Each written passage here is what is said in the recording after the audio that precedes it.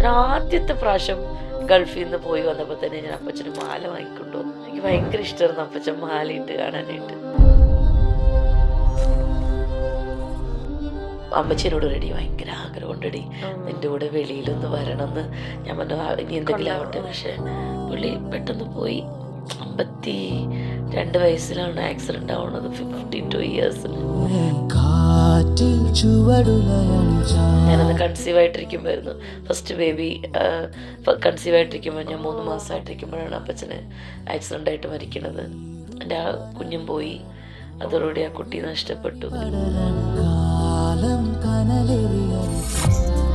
എൻ്റെ അപ്പച്ചൻ്റെ ജ്യേഷ്ഠൻ വെളിയിൽ എവിടെയും കണ്ട് ഏതോ സ്ഥലത്ത് പോയപ്പോൾ അവിടെ നിന്ന് പുള്ളി കല്യാണം കഴിച്ചൊരു തമിഴ്, അവരും ഈ പ്രസവത്തോടെ മരിച്ചുപോയി. അപ്പൊ ആ കുട്ടിയെ കൊണ്ട് പുള്ളി നാട്ടിലേക്ക് വന്നു. കുട്ടിയെ കളയാൻ പറ്റില്ലല്ലോ. എടാ അവളോടൊന്നും നോക്കാൻ പറയൂലെന്ന് പറഞ്ഞു. അപ്പച്ചൻ പറഞ്ഞു ഓ പിന്നെന്താ അവൾ നോക്കിക്കോളൂ എന്ന് പറഞ്ഞു. അങ്ങനെ അന്ന് അമ്മച്ചിയുടെ അടുത്ത് കൊടുത്തു. അങ്ങനെ ഞങ്ങളുടെ കൂടെ എൻ്റെ മൂത്ത സിസ്റ്ററിൻ്റെ കൂടെ എൻ്റെ അമ്മച്ചിയുടെ പാല് കുടിച്ച് അവൻ വളർന്നു. കുറച്ച് കഴിഞ്ഞപ്പോൾ അവര് ചോദിച്ചു മോനെ തിരിച്ചു വേണമെന്ന് പറഞ്ഞു. കുറച്ച് കഴിഞ്ഞപ്പോഴേക്കും ഒരു വളരെ ശോകമായിരുന്നു അവിടുത്തെ അവസ്ഥ, അവൻ്റെ അവസ്ഥ. മര്യാദയ്ക്ക് കൊച്ചിനെ ഇങ്ങോട്ട് തന്നു. അവനെ കഷ്ടപ്പെടുത്തിക്കാൻ ഞങ്ങൾ സമ്മതിക്കില്ല, അവനെ ഞങ്ങൾക്ക് വേണമെന്ന് പറഞ്ഞു. പിന്നെ എൻ്റെ അപ്പച്ചൻ മരിച്ചത് അവൻ വെളിയിലാണ്. അപ്പോൾ കൊച്ചൊക്കെ ഉണ്ട് ഇവിടെ. അവൻ പിന്നെ വന്നിട്ട് അവൻ്റെ വൈഫിനെ വിളിച്ചിട്ട് വേറെ സ്ഥലത്തേക്ക് പോയി. അവൻ്റെ മറ്റേ അമ്മയുടെ അടുത്തും സിസ്റ്ററിൻ്റെ അടുത്തേക്കൊക്കെ പോയി. ഭയങ്കര ഒരു ഷോക്കിംഗ് ആയിരുന്നു എൻ്റെ അമ്മച്ചിക്ക്. എൻ്റെ അമ്മച്ചൻ മരിച്ചിരിക്കുകയാണ്. എൻ്റെ ചക്കരം തേടി വെട്ടിക്കണ്ടിച്ച് കുഴിച്ച് മൂടിയോ? അതാണല്ലോ എൻ്റെ ഒരു സ്റ്റൈല്. കുറച്ച് ലേറ്റ് ആയിട്ടാണെങ്കിലും എനിക്ക് കിട്ടി.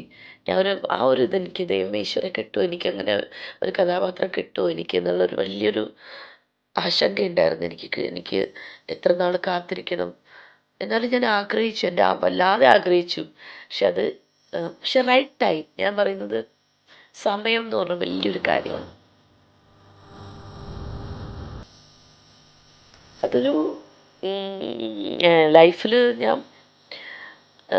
ഒരുപാട് എനിക്ക് ആഗ്രഹിച്ചിട്ട്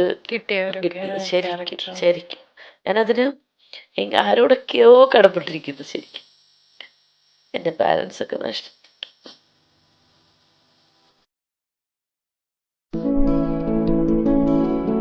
വെട്ടിക്കണ്ടിച്ച് കുഴിച്ചു മൂടിയോ?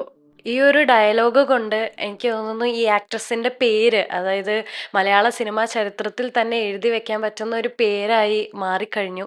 ആ ഡയലോഗ് ഇതിലും നന്നായി ഇനി ആർക്കും പറയാൻ പറ്റില്ല എന്നാണ് ആ സിനിമ കണ്ടിറങ്ങിയ എല്ലാവരും ഒരേ സ്വരത്തിൽ പറയുന്ന ഒരു അഭിപ്രായം എന്ന് പറയുന്നത്. അപ്പൊ ശരിക്കും ആ ഒരു ഡയലോഗ് പറഞ്ഞപ്പോൾ ഒരു സിനിമ റിവ്യൂവർ പറഞ്ഞ് ഞാൻ കേട്ടു, ഫിലോമിനയ്ക്ക് ശേഷം ബീന ആന്റണി. ഇതാണ് ഇത്രയും വലിയ റിവ്യൂസ് ആണ് ഈ മൂവി കഴിഞ്ഞതിന് ശേഷം കിട്ടിക്കൊണ്ടിരിക്കുന്നത്.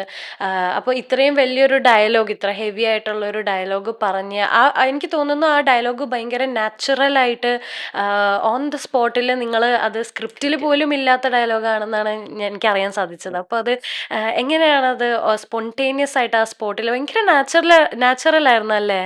തീർച്ചയായിട്ടും. അത് ഏറ്റവും എൻ്റെ ലാസ്റ്റ് ഡേ ഷൂട്ടായിരുന്നു അത്. ആക്ച്വലി എൻ്റെ ക്യാരക്ടറിന്റെ ഒരു എൻഡിങ് ഒരു വിഷനായിരുന്നല്ലോ അത്.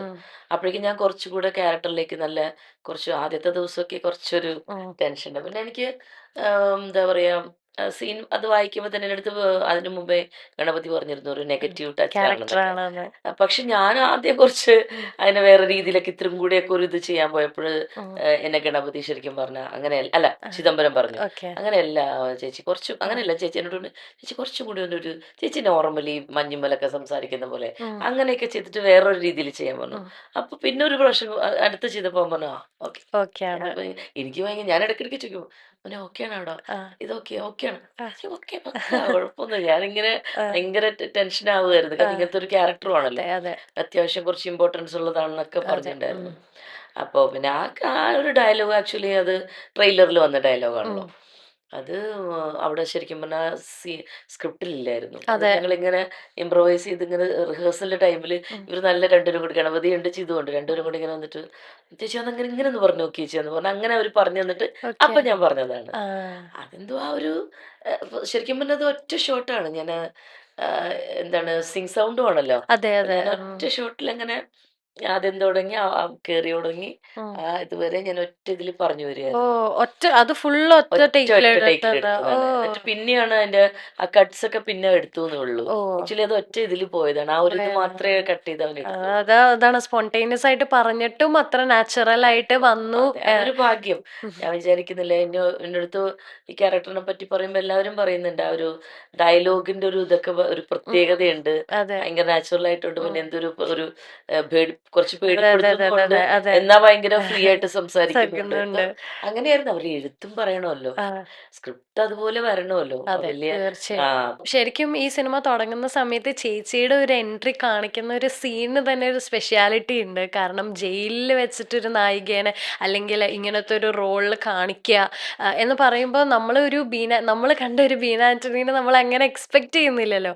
അപ്പോൾ ഒരു ജയിൽ സീൻ കാണിക്കുന്നു, അതിൽ ഇത്രയും ചേച്ചിയുടെ ഒരു അത്രയും ഒരു എന്താ പറയുക സ്ക്രീനിൽ ഇങ്ങനെ നിറഞ്ഞു നിൽക്കുന്ന പോലത്തെ ഒരു ഇത്. അപ്പോൾ ഇത്രയൊരു ബ്രേക്കിന് ശേഷം ചേച്ചി മലയാളത്തിലേക്ക് തിരിച്ചു വരുമ്പോൾ ഇങ്ങനെ ഒരു സീൻ ചെയ്യുന്നതിൽ എന്തെങ്കിലും ഒരു ടെൻഷനോ ആദ്യം ജയിലിലൊക്കെ ഉള്ള ഒരു സീൻ എന്ന് പറയുമ്പോൾ അത്രയും ഓഫ് കോഴ്സ് ഉണ്ടാവുമല്ലോ. കാരണം ഒന്നാമത്തെ എനിക്ക് ഈ ഒരു വലിയ ഗ്യാപ്പിന് ശേഷം വരുമ്പോൾ കുറേ ആൻസൈറ്റീസ് ഉണ്ടായിരുന്നു. എന്താണ് ഒന്നാമത്തെ സിങ് സൗണ്ടിന്റെ വല്ലാത്തൊരു ടെൻഷൻ ഉണ്ടായിരുന്നു. പിന്നെ ഫിലിം അല്ലേ, പിന്നെ ചിതുവിന്റെ ഒക്കെ എന്ന് പറഞ്ഞാൽ അനിമൽ ബോയ്സ് പോലത്തെ വലിയ സൂപ്പർ ഹിറ്റിന്റെ ഒരു നെക്സ്റ്റ് മൂവിയാണ്. അപ്പൊ എനിക്ക് ഭയങ്കര, കാരണം നമ്മളായിട്ട് ഇപ്പൊ ഒരു ഇതില് ചെയ്തിട്ട് അത് മോശമാവരുത്, എനിക്കൊരു ചാൻസ് തന്നിരിക്കുന്നതാണ്, അപ്പൊ ഞാനത് ഏറ്റവും ഭംഗിയാക്കണം. അങ്ങനെ പല പല പല പല ഇതില് ഞാൻ ഭയങ്കര ഒരു ടെൻസ്ഡ് ആയിരുന്നു ആദ്യം. പക്ഷെ പിള്ളേരായതുകൊണ്ട് ഞാൻ ആ ഒരു എനിക്ക് നല്ലൊരു എന്താ പറയാ കംഫർട്ട് ഒരു സോൺ എനിക്ക് അവരുണ്ടാക്കിയിട്ടുണ്ടായിരുന്നു. കാരണം അവർ ഭയങ്കര ഇതല്ലേ, ഫ്രീ അല്ലേ പിള്ളേരല്ലേ. അപ്പോൾ വലിയൊരു സീനിയർ മോസ്റ്റ് ഡയറക്ടർ ആണെങ്കിൽ എനിക്ക് ആ ഒരു ടെൻഷൻ കൂടി ഇപ്പൊ അതുണ്ടായിരുന്നില്ല. അപ്പൊ ഈ ഇത്രയും ഗ്യാപ്പിന് ശേഷം വന്നപ്പോൾ ഒരു പക്ഷെ ഒരു 2-3 റിഹേഴ്സലൊക്കെ കഴിഞ്ഞപ്പോഴേക്കും ഞാനൊന്ന് ഒരു സെറ്റ് ആയിട്ടുണ്ടായിരുന്നു. പിന്നെ ജയിലും കണ്ണൂർ സെൻട്രൽ ജയിലാണ്, അത് കണ്ടപ്പോ തന്നെ നമ്മളൊന്ന് കിടുങ്ങി. ഒറിജിനൽ ആയിട്ട് അവിടെ പോകുമ്പോ നമ്മൾ നമ്മുടെ ജീവിതത്തിൽ നമ്മള് സിനിമയിലൊക്കെ അല്ലേ കണ്ടിട്ടുണ്ട് ഒരു ഇഷ്യൂവിന്, പിന്നെ നമ്മള് മറ്റേ വല്ല പത്രത്തിലോ അങ്ങനെയൊക്കെ എന്തെങ്കിലും സംഭവങ്ങളൊക്കെ വരുമ്പോഴല്ലേ നമ്മൾ കാണുന്നത്. ആ ജയിലില് ഞാനിങ്ങനെ ആ ഒരു വലിയ ഇതും അതിന്റെ താഴ്ത്ത ഒരു ഇതുപോലെ തുറക്കൂലേ, അതിലേക്ക് ആൾക്കാർ അങ്ങോട്ട് ഇങ്ങോട്ട് പോകുമ്പോഴൊക്കെ ഞാനും എന്റെ അസിസ്റ്റന്റും ഉണ്ട്, ഒരു വല്ലാത്തൊരു വിറവല് നമുക്ക് ഇങ്ങനെ വരുന്നു. അതിന്റെ അകത്തേക്ക് കയറാൻ ഞങ്ങൾ ക്യൂ നിൽക്കുകയാണ്. അവിടെ ഇങ്ങനെ ഒരു ഇതൊക്കെ ഉണ്ട്, കുറെ ഫോർമാലിറ്റീസ് ഒക്കെ ഉണ്ട് നമുക്ക്. അതായിട്ട് വിളിക്കുമ്പോഴേ കയറാൻ പാടുള്ളൂ. നമ്മുടെ പേരൊക്കെ നേരത്തെ കൊടുത്ത് ഇതെല്ലാം കൊടുത്തിട്ടുണ്ട്. എന്നിട്ട് അകത്ത് കയറിയിട്ടും എനിക്കിങ്ങനെ അപ്പോഴാണ് ഓരോരുത്തരൊക്കെ എന്നെ ആ ഒരു കേസിലെ ആളവിടെ ഉണ്ട്, ഈ അടുത്തടുത്ത കേസുകളിലെ കുറെ ഇതൊക്കെ ക്രിമിനൽസ് ഒക്കെ ഉണ്ടെന്നൊക്കെ പറയുമ്പോൾ നമുക്കിങ്ങനെ ഒരു വല്ലാത്ത നെഞ്ചിടിപ്പായിരുന്നു. പക്ഷെ പിന്നെ ഞങ്ങൾ കുറേ നടന്നു പോകുമ്പോൾ ഓരോരുത്തരൊക്കെ ഇങ്ങനെ നിൽക്കുമ്പോഴൊക്കെ അവരൊക്കെ എത്രയോ വർഷം 25 വർഷമായിട്ട് അയാൾ ഇവിടെ ഉണ്ട് പറയുമ്പോൾ ഓരോരുത്തർ അതൊക്കെ ഒരു വല്ലാത്തൊരു ഫീലാണല്ലോ, ഡിഫറെന്റ് എക്സ്പീരിയൻസ് ഫീലായിരുന്നു. അങ്ങനെ ഞാൻ പക്ഷെ അതിനു മുന്നേ പൂജപ്പുര സെൻട്രൽ ജയിലിൽ ഞാനൊരു ഫംഗ്ഷൻ വിളിച്ചിട്ടുണ്ടായിരുന്നു.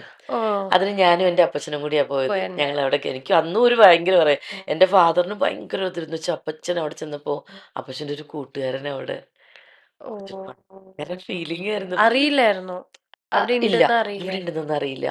പുള്ളി അവിടെ എന്താണ് ഞങ്ങളിങ്ങനെ ഫംഗ്ഷനൊക്കെ കഴിഞ്ഞിട്ട് ഇവരടുത്ത് കുറെ ഈ വലിയ ക്രിമിനൽസിനെയൊന്നും ഈ ഒരു ഇതിലേക്കൊന്നും കൊണ്ടുവരില്ല. അവരൊക്കെ വേറെ കണ്ടം സെല്ലോ അങ്ങനത്തെ ഒരു സെല്ലിലല്ലേ ഇടുക. ഇത് അല്ലാത്ത സാധാരണ ഇതൊക്കെ ഉണ്ടല്ലോ Kannur central jail open jail പോലെ ഉണ്ടോ തോന്നണു അവിടെ. അവിടെ പുറത്ത് എനിക്ക് ജയിലിലുള്ളവർക്ക് തന്നെ ജോലി ചെയ്യാനൊക്കെ അങ്ങനെയൊക്കെ ഉണ്ടല്ലേ. എനിക്ക് അതൊരു വല്ലാത്ത എക്സ്പീരിയൻസ് ആയിരുന്നു അന്ന്. അതിനേക്കാളും പേടിച്ചു ഞാൻ കണ്ണൂർ സെൻട്രൽ ജയിലിൽ വന്നപ്പോ. അപ്പൊ അതൊന്ന് ഞാൻ പിന്നെ ഗസ്റ്റ് ആയിട്ട് പോണേണ്. ആദ്യമായിട്ട് ഇതിന്റെ ഉള്ളു ഇങ്ങനെയൊക്കെ കണ്ടപ്പോ ഇങ്ങനെ ഒരു ഭയങ്കരാത്തൊരു ഇതായിരുന്നു. പിന്നെ ഇവരെയൊക്കെ കാണുമ്പോഴും ഞാൻ ആലോചിച്ചു എന്താണ് ഇവരുടെയൊക്കെ ലൈഫ്, ഇത്ര വർഷമായിട്ട് ഇതിന്റെ ഉള്ളില് വന്ന് തെറ്റ് തെറ്റുകൾ ചെയ്തിട്ടാണ് ചെയ്തിട്ടാണ്. Of course. അതെ. എങ്കിലും ഞാൻ അവരുടെ ലൈഫ് ഇങ്ങനെ ആലോചിച്ചു, റിഗ്രറ്റ് ചെയ്യുന്നവർ ഒരുപാട് പേരുണ്ടാവും. ഇത് അതെ, ഒരു അതെ, ചില അതെ, അതെ. നിമിഷങ്ങൾക്കൊക്കെ ചെയ്തു ചെയ്യണ്ടായിരുന്നു. പോയത്. അതെ അതെ. അപ്പൊ അങ്ങനെയൊക്കെ ഒരുപാട് മുഖങ്ങളെ അന്ന് കണ്ടു. ഇവിടെ പിന്നെ ആരെയും അങ്ങനെ ഞാൻ അടുത്ത് കാണാനൊന്നും, നമ്മുടെ ഷൂട്ടല്ലേ, അതെ. ഞങ്ങൾ പിന്നെ നേരെ നമ്മുടെ സ്പേസിലേക്ക്, പിന്നെ അവിടെ ഒന്നുമില്ല, ഉം. അവിടെ ഷൂട്ടിനുള്ള സ്പേസ് മാത്രമേ ഉണ്ടായിരുന്നുള്ളൂ. ആൾക്കാര് പറഞ്ഞ് ഞാൻ കേട്ടിട്ടുണ്ട്, ജയിലില് സുഖല്ലേ, ജയിൽ ജീവിതം സുഖാണല്ലോ, ഇവനെയൊക്കെ ജയിലിൽ വിട്ടിട്ട് എന്താ കാര്യം എന്നുള്ളത്. ഇപ്പൊ ചേച്ചി ഇത് പറഞ്ഞപ്പോ എനിക്ക് അതിലേക്ക് ഞാൻ പെട്ടെന്ന് ചിന്തിച്ചത്. അങ്ങനെ ഒരു, ശരിക്കും പറഞ്ഞാൽ അതൊരു ഇപ്പം നമ്മുടെ വിജയ് എടുത്ത ഒരു ഡിസിഷനൊക്കെ അതെ, ഉണ്ടല്ലോ. അതെ, അതെ, അതെ. അത് നമ്മൾ വിചാരിക്കും ശരിയാണ്, ജയിലിൽ പോയിട്ട് ഇത്രയും വലിയ ഇതൊക്കെ ചെയ്തിട്ട് ജയിലിൽ പോയി നല്ല മട്ടനും ചിക്കനും ഒക്കെ ചിക്കൻ. കഴിച്ച് പുറത്തേക്ക് വരുമ്പോ നല്ല ചുവന്ന അതെ, തുടുത്ത്, അതെ, അതെ. നമ്മുടെ ആ മറ്റേ പുള്ളിനെയല്ലേ നമ്മളെല്ലാവരും പറയില്ലേ, കൈ ഗോവിന്ദച്ചാമി. ചാമിയൊക്കെ പുറത്തിറങ്ങിയപ്പോ എന്ത് എന്ത് ഭംഗിയായിരുന്നു. സുമുഖനായിട്ടാ അതെ, വന്നത്, അതെ. എന്തൊരു ക്രൂരത ചെയ്ത ആൾക്കാരാണ്. അങ്ങനെയൊക്കെ ആലോചിക്കുമ്പോൾ നമ്മൾ വിചാരിക്കും അതിന്റെ ആവശ്യമുണ്ടോ എന്ന് നമ്മളൊന്ന് റീതിങ്ക് ചെയ്യും ചെയ്യും. ശരിക്കും. കാരണം അവർ അത്രയും ക്രൂരതകൾ ചെയ്തു, കുഞ്ഞുങ്ങളെയൊക്കെ ഉപദ്രവിച്ചിട്ടും ഉപദ്രവിച്ചു. പിന്നെ അതെ, എത്രയോ അതെ, പേരെ അതെ, അതെ. വെട്ടി കൊന്നും കൊലപ്പെടുത്തി എന്തെല്ലാം ചെയ്തിട്ടാണ് അതിലേക്ക് പോകുന്നത്. അതെ, അതെ. അപ്പൊ അവർക്കൊക്കെ അതൊരു സുഖവാസം. മറ്റേ ഊട്ടിയിൽ നമ്മൾ ഇതിന് പോണ പോലെ. പക്ഷെ അതില് ഈ പറയുന്ന പോലെ ചെറിയ തെറ്റുകൾ ചെയ്തവർക്കും അത് ഭയങ്കര ഭീകരാനുഭവം ഉള്ളവരും ഉണ്ടാവും. അതെ അതെ അതെ. അതിലിപ്പോ ഈ നെഗറ്റീവ് ക്യാരക്ടർ എന്ന് നമ്മൾ എടുത്തെടുത്ത് പറയുന്നുണ്ടെങ്കിലും ചേച്ചി ഭയങ്കര ആഗ്രഹിച്ച ഒരു ക്യാരക്ടർ ആണ് എന്നുള്ളത് നമ്മളിങ്ങനെ ക്യാരക്ടർ കേട്ടു. ഞാൻ ആഗ്രഹിച്ചതെന്ന് പറഞ്ഞാൽ എത്രയോ വർഷങ്ങളായിട്ട് മനസ്സിൽ ഇങ്ങനെ പ്രാർത്ഥനയോടെ കൊണ്ട് ഒരു നടന്ന്. സീനെങ്കിലും ഉം. എനിക്കൊന്ന് ആത്മാർത്ഥമായിട്ട് മനസ്സറിഞ്ഞ് ചെയ്യാൻ പറ്റിയ ഒരു സീൻ എനിക്കൊന്ന് ചെയ്യണമെന്ന് ഭയങ്കര ആഗ്രഹമായിരുന്നു. ആഗ്രഹം ഉണ്ടായിരുന്നു. ആ ആഗ്രഹമാണ്, അത് ക്യാരക്ടർ എന്തും ആയിക്കോട്ടെ, ഉം. എനിക്കൊരു സീൻ ചെയ്തിട്ട് അത് ഇതുപോലെ ഉം. ആളുകൾ പറയണം, ഉം. എടുത്തിങ്ങനെ എന്നെ പറയുകയും വിളിക്കുകയും. ഉം. അതാണ് എനിക്ക് ദൈവം നടത്തി തന്നത് ശരിക്കും പറഞ്ഞാൽ. നമ്മള് ആക്ച്വലി ഈ ഒരു മൂവിയില് നെഗറ്റീവ് സീൻ എന്ന് ഞാൻ നേരത്തെ പറഞ്ഞ പോലെ അത് പറയുന്നുണ്ടെങ്കിലും നമുക്കത് പറയാൻ താല്പര്യമില്ല. കാരണം നമ്മളൊരു ഫാമിലി മെമ്പറാണ് ശരിക്കും ബീന ചേച്ചി. നമ്മൾ കഴിഞ്ഞ കുറെ വർഷങ്ങളായിട്ട് ചേച്ചീനെ വിളിക്കുന്നുണ്ട്, നമ്മളായിട്ട് ഇതുപോലെ ഒന്ന് സംസാരിക്കാൻ ഒരു അവസരം അത് തരും. ഞാൻ അവനടുത്ത് ഒരു ഇത് കൊടുത്തിരിക്കുകയായിരുന്നു. ആ, ഞാൻ പറഞ്ഞ ടൈം വരണം, അതെ, എല്ലാത്തിനും ഒരു അതെ, ടൈം ഉണ്ട്. അതെ, അതെ. അവൻ നമ്മള് എന്നെ കുറെ നാളായിട്ട് അപ്പൂസ് വിളിച്ചോണ്ടിരിക്കുന്നത്. ഞാൻ പറഞ്ഞ വിളിക്കുന്നത്. മോനേടാ വെയിറ്റ് ചെയ്യ്, നമ്മുടെ നല്ലൊരു സംഭവം വരുന്നുണ്ട്, എന്നിട്ട് നമുക്ക് അതെ. ഇത് സംസാരിക്കാം. ഞാൻ അതിനു വേണ്ടി വെയിറ്റ് ചെയ്യായിരുന്നു. അതുകൊണ്ടാണ് നമുക്ക് ഇത്ര സന്തോഷം. കാരണം നമ്മളെ ഫാമിലിയിലേക്ക് ചേച്ചി വീണ്ടും ഒരു ഇന്റർവ്യൂ ആയിട്ട് വരുമ്പോ ചേച്ചിയുടെ ലൈഫിലെ ഒരു എന്താ പറയാ, ബീന ആന്റണി ഇനി മുതൽ ഈ പറയുന്ന പോലെ ഷംനാത്തയായിട്ട് അറിയപ്പെടുന്ന ഒരു നിമിഷത്തിലാണ് ഇപ്പൊ നമ്മുടെ കൂടെ ഉള്ളത്. അത് വലിയ ലക്കാണ് മോളെ.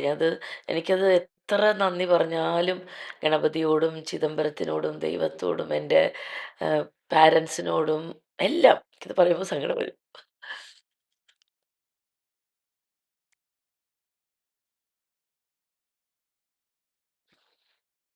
ഭയങ്കര എന്താ പറയാ, അതൊരു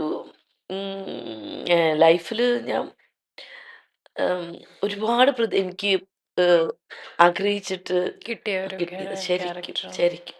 ഞാനതിന് ആരോടൊക്കെയോ കടപ്പെട്ടിരിക്കുന്നു ശരിക്കും. എൻ്റെ പാരൻസ് ഒക്കെ നഷ്ടപ്പെട്ടു. ടിഷ്യൂ ഉണ്ടോടാ?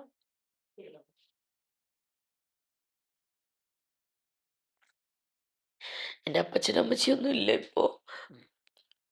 അ- അവരൊക്കെ ഇപ്പോ ഉണ്ടായിരുന്നെങ്കിൽ എന്ന് ഞാൻ ആഗ്രഹിക്കുന്നുണ്ട്.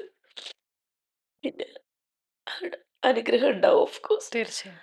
മരിച്ചു പോയെങ്കിൽ രണ്ടുപേരും ഞാൻ എന്നും പ്രാർത്ഥിക്കും, ഇറങ്ങുമ്പോഴൊക്കെ അവരെ നോക്കി പ്രാർത്ഥിക്കും. ആ, അത് തന്നെയാന്ന് ഞാൻ വിചാരിക്കുന്നത്, അവരുടെ അനുഗ്രഹം. പിന്നെ എന്നെ സ്നേഹിക്കുന്നവര് ഒരുപാട് പേരുണ്ട്, ഒരുപാട് പേര്. അവരുടെയൊക്കെ പ്രാർത്ഥനയും ഒക്കെ കൊണ്ട് കിട്ടി, അങ്ങനെ ഒരു ക്യാരക്ടർ കിട്ടി. കൊതിച്ചിരുന്നു ഞാൻ ഒരുപാട്. കാരണം എൻ്റെ ടിവിയില് നമ്മളിനി എത്ര ഒരു ഇതില് അഭിനയിച്ചെന്ന് പറഞ്ഞാലും നമ്മുടെ ജീവിതത്തിലൊരു എന്താ പറയാ, ഇനിയൊരു കാലഘട്ടം നമ്മളെ ഓർക്കണെങ്കിൽ സിനിമയിൽ നല്ല കഥാപാത്രങ്ങൾ ചെയ്തിരിക്കണം. അപ്പൊ അത് എനിക്ക് മിസ് ചെയ്തിട്ടുണ്ടായിരുന്നു ശരിക്കും. ചെയ്തോന്ന് ചോദിച്ചാൽ ഒരു 10-40 കുറെ ക്യാരക്ടേഴ്സ് ഫിലിംസോളം ചെയ്തു. ഞാൻ ചെയ്തിട്ടുണ്ട്. പക്ഷെ ആ, അതൊന്നും ഇങ്ങനെ ഇത് പറഞ്ഞ പോലെ ഈ പറഞ്ഞ പോലെ എടുത്ത് പറഞ്ഞോ അങ്ങനെയൊന്നും പറയാൻ നമുക്ക് ഉള്ള ഇതില്ലായിരുന്നു. അപ്പൊ അങ്ങനെ എനിക്ക് ശരിക്കും ദൈവം തന്നത്.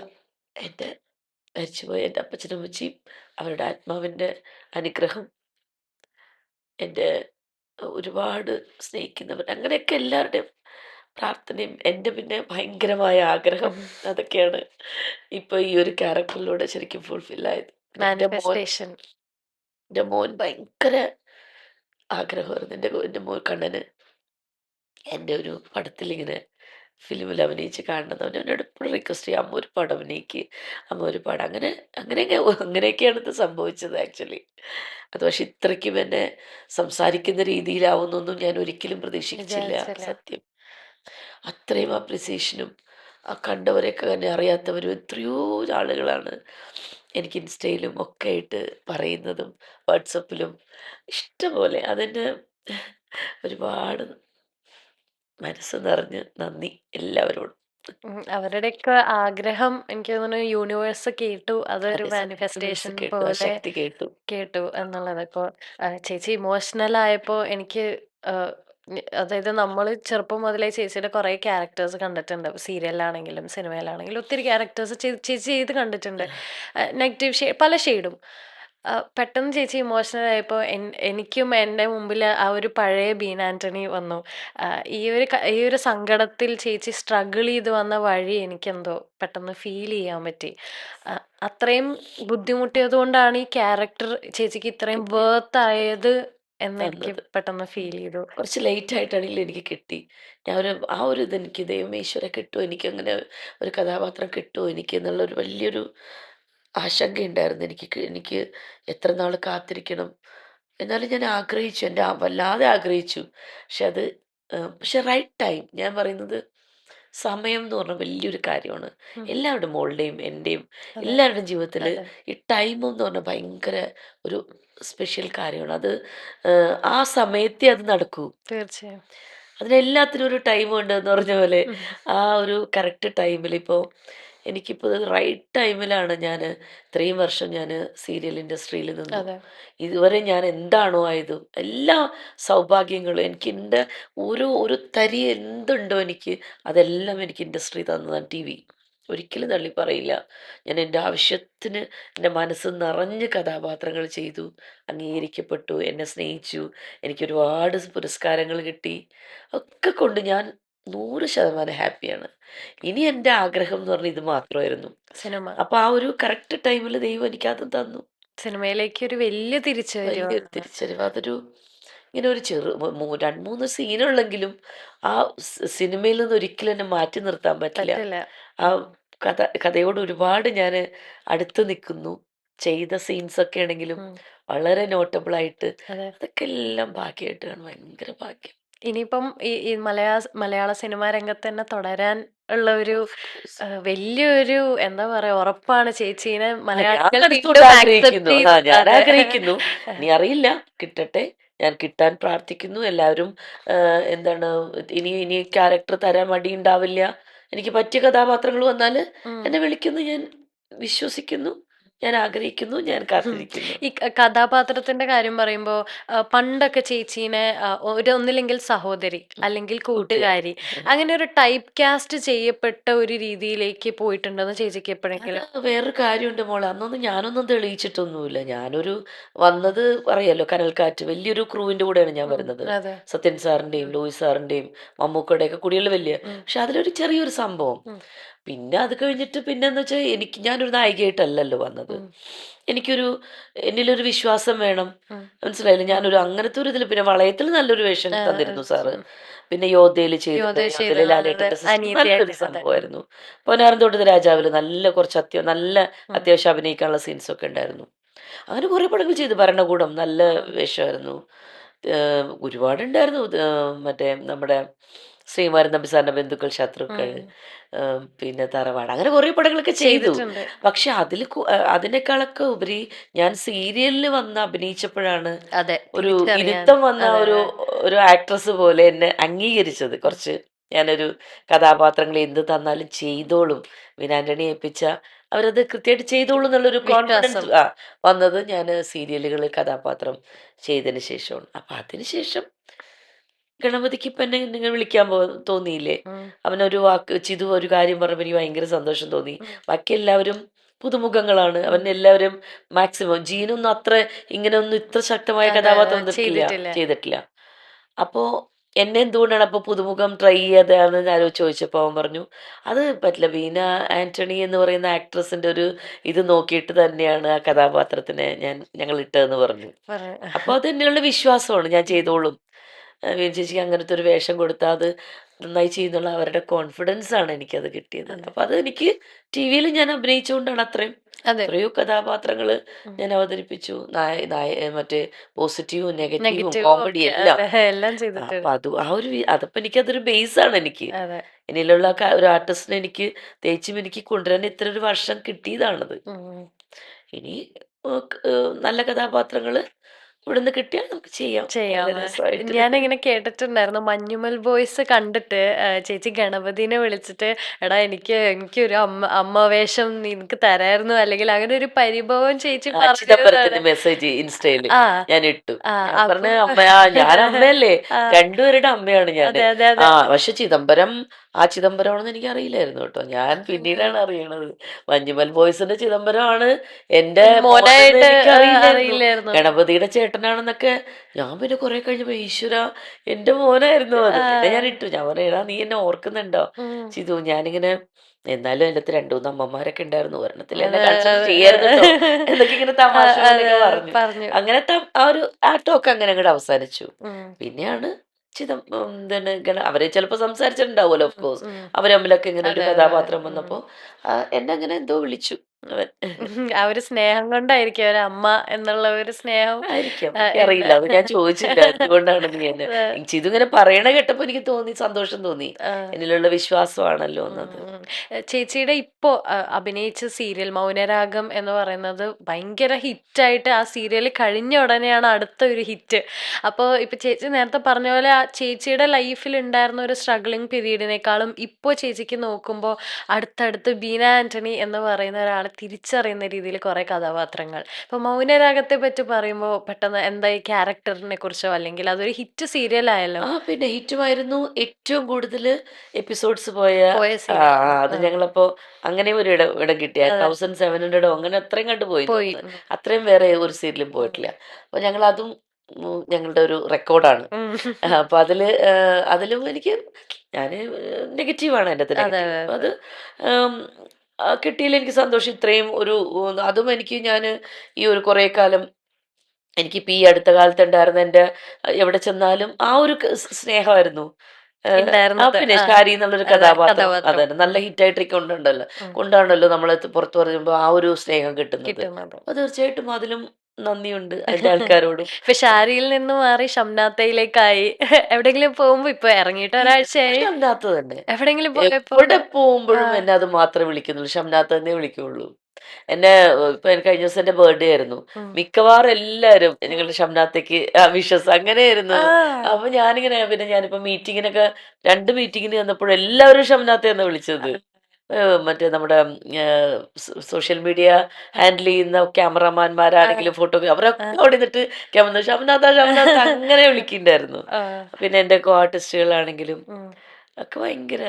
ഇന്ന് മണിയമ്പുള്ള രാജേട്ടൻ വിളിച്ചിട്ടുണ്ടായിരുന്നു. ഷംനാഥാന്ന്. അല്ല, ചേട്ടൻ വിളിച്ചിട്ട് ഇന്ന് ഓ. ആ. ഇന്നലെയാണ് ആ. ഫിലിം ആ. കണ്ടത്. അപ്പൊ ആ. ചേട്ടൻ ഇന്ന് വിളിച്ചിട്ട് ഓ. അപ്പൊ അങ്ങനെ ഒരുപാട് ആർട്ടിസ്റ്റുകൾ എന്നെ വിളിക്കും. Character appreciation. പിന്നെ അപ്പൊ ഞാൻ ആലോചിച്ചു, രാജേട്ടനൊക്കെ ഇന്ന് വരെ എന്നെ അങ്ങനെ ഒരു കഥാപാത്രം കണ്ട് വിളിക്കാൻ എനിക്കൊരു ഇത് കിട്ടിയിട്ടില്ലല്ലോ. അപ്പൊ അങ്ങനെ വിളിച്ചപ്പോ എനിക്കത് ഭയങ്കര സന്തോഷം തോന്നി. രാജേട്ടൻ വിളിച്ചിട്ട് പറഞ്ഞു, അയ്യോ ഇന്നലെയാണ് കണ്ടത്, പ്രിയൻ എന്നോട് പറഞ്ഞിരുന്നു ഇത് നല്ലൊരു മൂവിയാണ് കാണുന്നത്, പക്ഷെ ഇന്നലെ കണ്ടപ്പോ ലേറ്റ് ആയിപ്പോയി, ഇന്നലെ അല്ലെങ്കിൽ ഇന്നലെ തന്നെ വിളിച്ചേനെ. ഭയങ്കര അസാധ്യ മൂവിയും ബീനയുടെ ക്യാരക്ടറും അസാധ്യമായിട്ടുണ്ട്, നന്നായി ചെയ്തിട്ടുണ്ട്. ചെയ്തിട്ടുണ്ടെന്ന് പറഞ്ഞു. അത് വലിയൊരു ഇതല്ലേ എനിക്ക് ഭയങ്കര മനസ്സിലിങ്ങനെ. തീർച്ചയായും തീർച്ചയായും. സത്യനന്ദിക്കാട് സാറ് ഫസ്റ്റ് എൻ്റെ പടത്തിൽ സാർ എന്താ പറഞ്ഞത്, ഉം. അതിലുള്ള ഒരു കഥാപാത്രത്തിനെയും ഇനി വേറെ ആരും റീപ്ലേസ് ചെയ്യാൻ റീപ്ലേസ് ചെയ്യാൻ പറ്റില്ല. പറ്റില്ല. അതെ അതെ അതിൽ അതെ ഞാനും പെട്ടല്ലോ. അതെ അതെ. ഇപ്പൊ എനിക്ക് ചേച്ചിയുടെ വാക്കുകളിൽ നിന്ന് ചേച്ചി എന്തുകൊണ്ട് ഇമോഷണൽ ആയി എന്ന് എനിക്ക് മനസ്സിലാവുന്നു. അത്രയും മനസ്സ് ഹാപ്പിനെസ്. നിറഞ്ഞെന്റെ. അതെങ്ങനെ പറഞ്ഞാലും ഞാനത് ഒറ്റയ്ക്കിരിക്കുന്ന സമയങ്ങളിൽ ഞാൻ ശരിക്കും ആസ്വദിക്കുന്നുണ്ട് അത് മനസ്സിലിങ്ങനെ. എനിക്കത് എന്താ പറയാ, ആ ഒരു ഫ്ലോട്ടിങ് ഇത് തോന്നും എനിക്ക്. ആ ഹാപ്പിനെസ്. ഹാപ്പിനെസ്, ഭയങ്കര സന്തോഷം. ഞാനിങ്ങനെ കേട്ടിട്ടുണ്ട് പഠിക്കുന്ന സമയത്ത് ചേച്ചി ഭയങ്കര സ്റ്റുഡിയസ് ആയിരുന്നു. ചേച്ചിക്ക് ഇങ്ങനെ ഒരു ക്ലാസ്സിൽ തോക്കുന്നത് പോലും ചിന്തിക്കാൻ പറ്റാണ്ട് അത്ര സ്കൂൾ ടൈമിലൊക്കെ അത്രയും ആക്റ്റീവായിട്ട് സ്റ്റഡീസ് എന്ന് പറഞ്ഞ് ഇങ്ങനെ കോൺസെൻട്രേറ്റ് ചെയ്തിരിക്കുന്ന ഒരാളായിരുന്നു എന്ന്. അത് കഴിഞ്ഞ് കോളേജിൽ ചെന്നപ്പോൾ ചെറുതായിട്ടൊന്ന് ഉഴപ്പി തോറ്റു. തോറ്റു. പക്ഷെ ആ സമയത്തൊക്കെ ഞാൻ പറഞ്ഞു കേട്ടിട്ടുണ്ട് ചേച്ചിക്ക് അത് ഭയങ്കര മെന്റലി ചേച്ചി ഭയങ്കര ബുദ്ധിമുട്ടി. ഒരു ലൈഫിൽ ഫസ്റ്റ് ടൈം ഞാൻ തോൽവി അറിയുന്നത്. ഒരിക്കലും അതുവരെ എൻ്റെ കോളേജ് വരെ ഞാൻ തോൽവി അറിഞ്ഞിട്ടേ ഇല്ല. ആയിട്ട് പഠിക്കുമായിരുന്നു ഞാൻ. ഇപ്പോഴും ഞങ്ങളുടെ ഗ്രൂപ്പ് ഉണ്ട്, അവിടെയൊക്കെ ഞങ്ങൾ ടീച്ചേഴ്സൊക്കെ ഡിസ്കഷനൊക്കെ ഉണ്ട്, ഞങ്ങളെല്ലാവരും ഗാർഡിയൻ ഏഞ്ചൽസിൻ്റെ ഗ്രൂപ്പ് ഉണ്ട്. അപ്പോൾ എനിക്ക് ഭയങ്കര ഇഷ്ടമായിരുന്നു പഠിക്കാൻ. പിന്നെ എനിക്കൊരു എയിം ഉണ്ടായിരുന്നു എനിക്ക്, കാരണം ഞങ്ങൾ 3 സിസ്റ്റേഴ്സാണ്, പെൺകുട്ടികളാണ്. ഞങ്ങളൊരു ഒരു മീഡിയം ഒരു മിഡിൽ ക്ലാസ് ഫാമിലിയാണ്. അപ്പോൾ എനിക്ക് എൻ്റെ അമ്മയ്ക്ക് ഭയങ്കര ഇതായിരുന്നു, ടെൻഷനായിരുന്നു. ഞങ്ങൾ 3 പെൺകുട്ടികളാണ്, ലൈഫ് ഭയങ്കര എങ്ങനെയാണ് ഇനി മുന്നോട്ട് പോകുമ്പോൾ പഠനം. അപ്പോൾ എനിക്ക് നന്നായിട്ട് എനിക്ക് പഠിച്ച് എന്തെങ്കിലും ഒരു നല്ലൊരു ജോലി വേണം, എൻ്റെ വീടിനെ ടേക്ക് കെയർ ചെയ്യണം എന്നൊക്കെ അന്ന് തുടങ്ങി എൻ്റെ മനസ്സിൽ ഭയങ്കര ആഗ്രഹമായിരുന്നു. പക്ഷെ അത് നടത്തിയിട്ടോ. ഞാൻ തന്നെയാണ് എൻ്റെ കുടുംബം നോക്കാൻ എന്നെ ദൈവം നിയോഗിച്ച ആളായിരുന്നു. എല്ലാം ഭംഗിയായി ചെയ്യാൻ എനിക്ക് പറ്റി.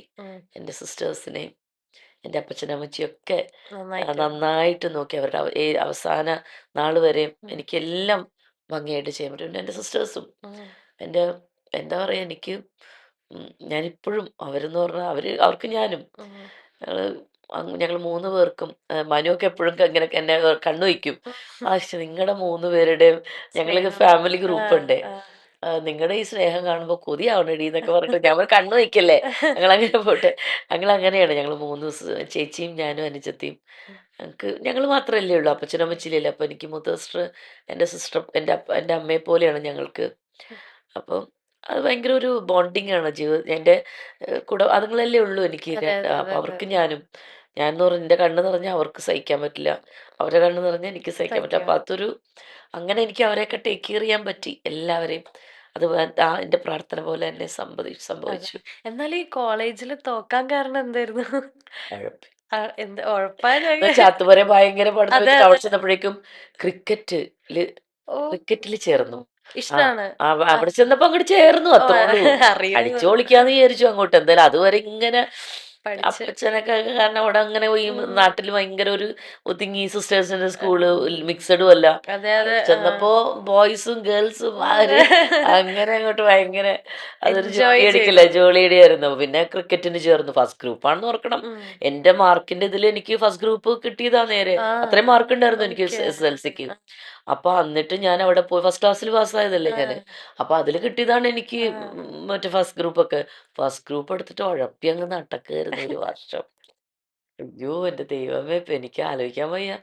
എന്നിട്ട് പക്ഷെ ക്രിക്കറ്റിനൊക്കെ പോയപ്പോ ഞങ്ങൾ അതിന് വേണ്ടിയിട്ട് ട്രിവാൻഡ്രം പോവും, കണ്ണൂർ പോവും, കാലിക്കറ്റ് ഇങ്ങനെ കളിക്കാൻ വേണ്ടിയിട്ട് പോകണമല്ലോ ഇങ്ങനെ. അങ്ങനെ കളിച്ചൊക്കെ നടന്നു. പഠനം അങ്ങോട്ട് രണ്ടാമതായി. അപ്പൊ ഉഴപ്പി.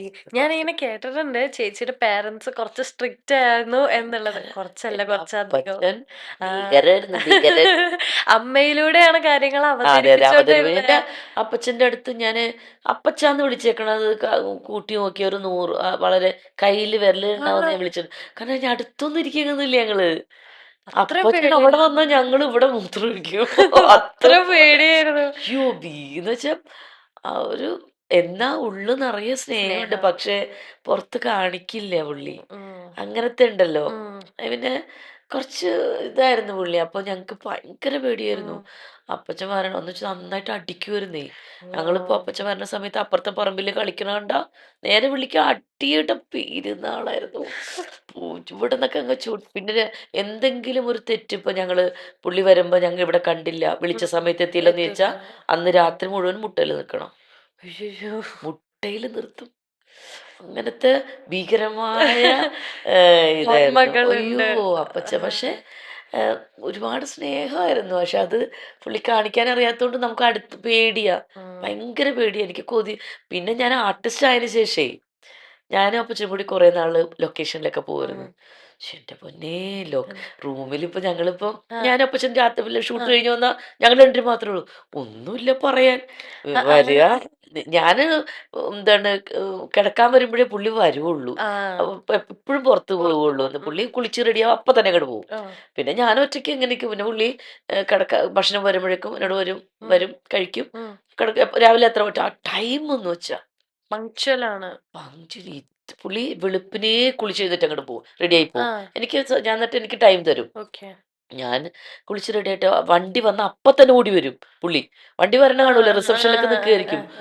വിളിച്ചു വിളിക്കും. ഞാൻ പറഞ്ഞു വണ്ടി വന്നു എന്നെ അങ്ങ് ചീത്ത പറയും.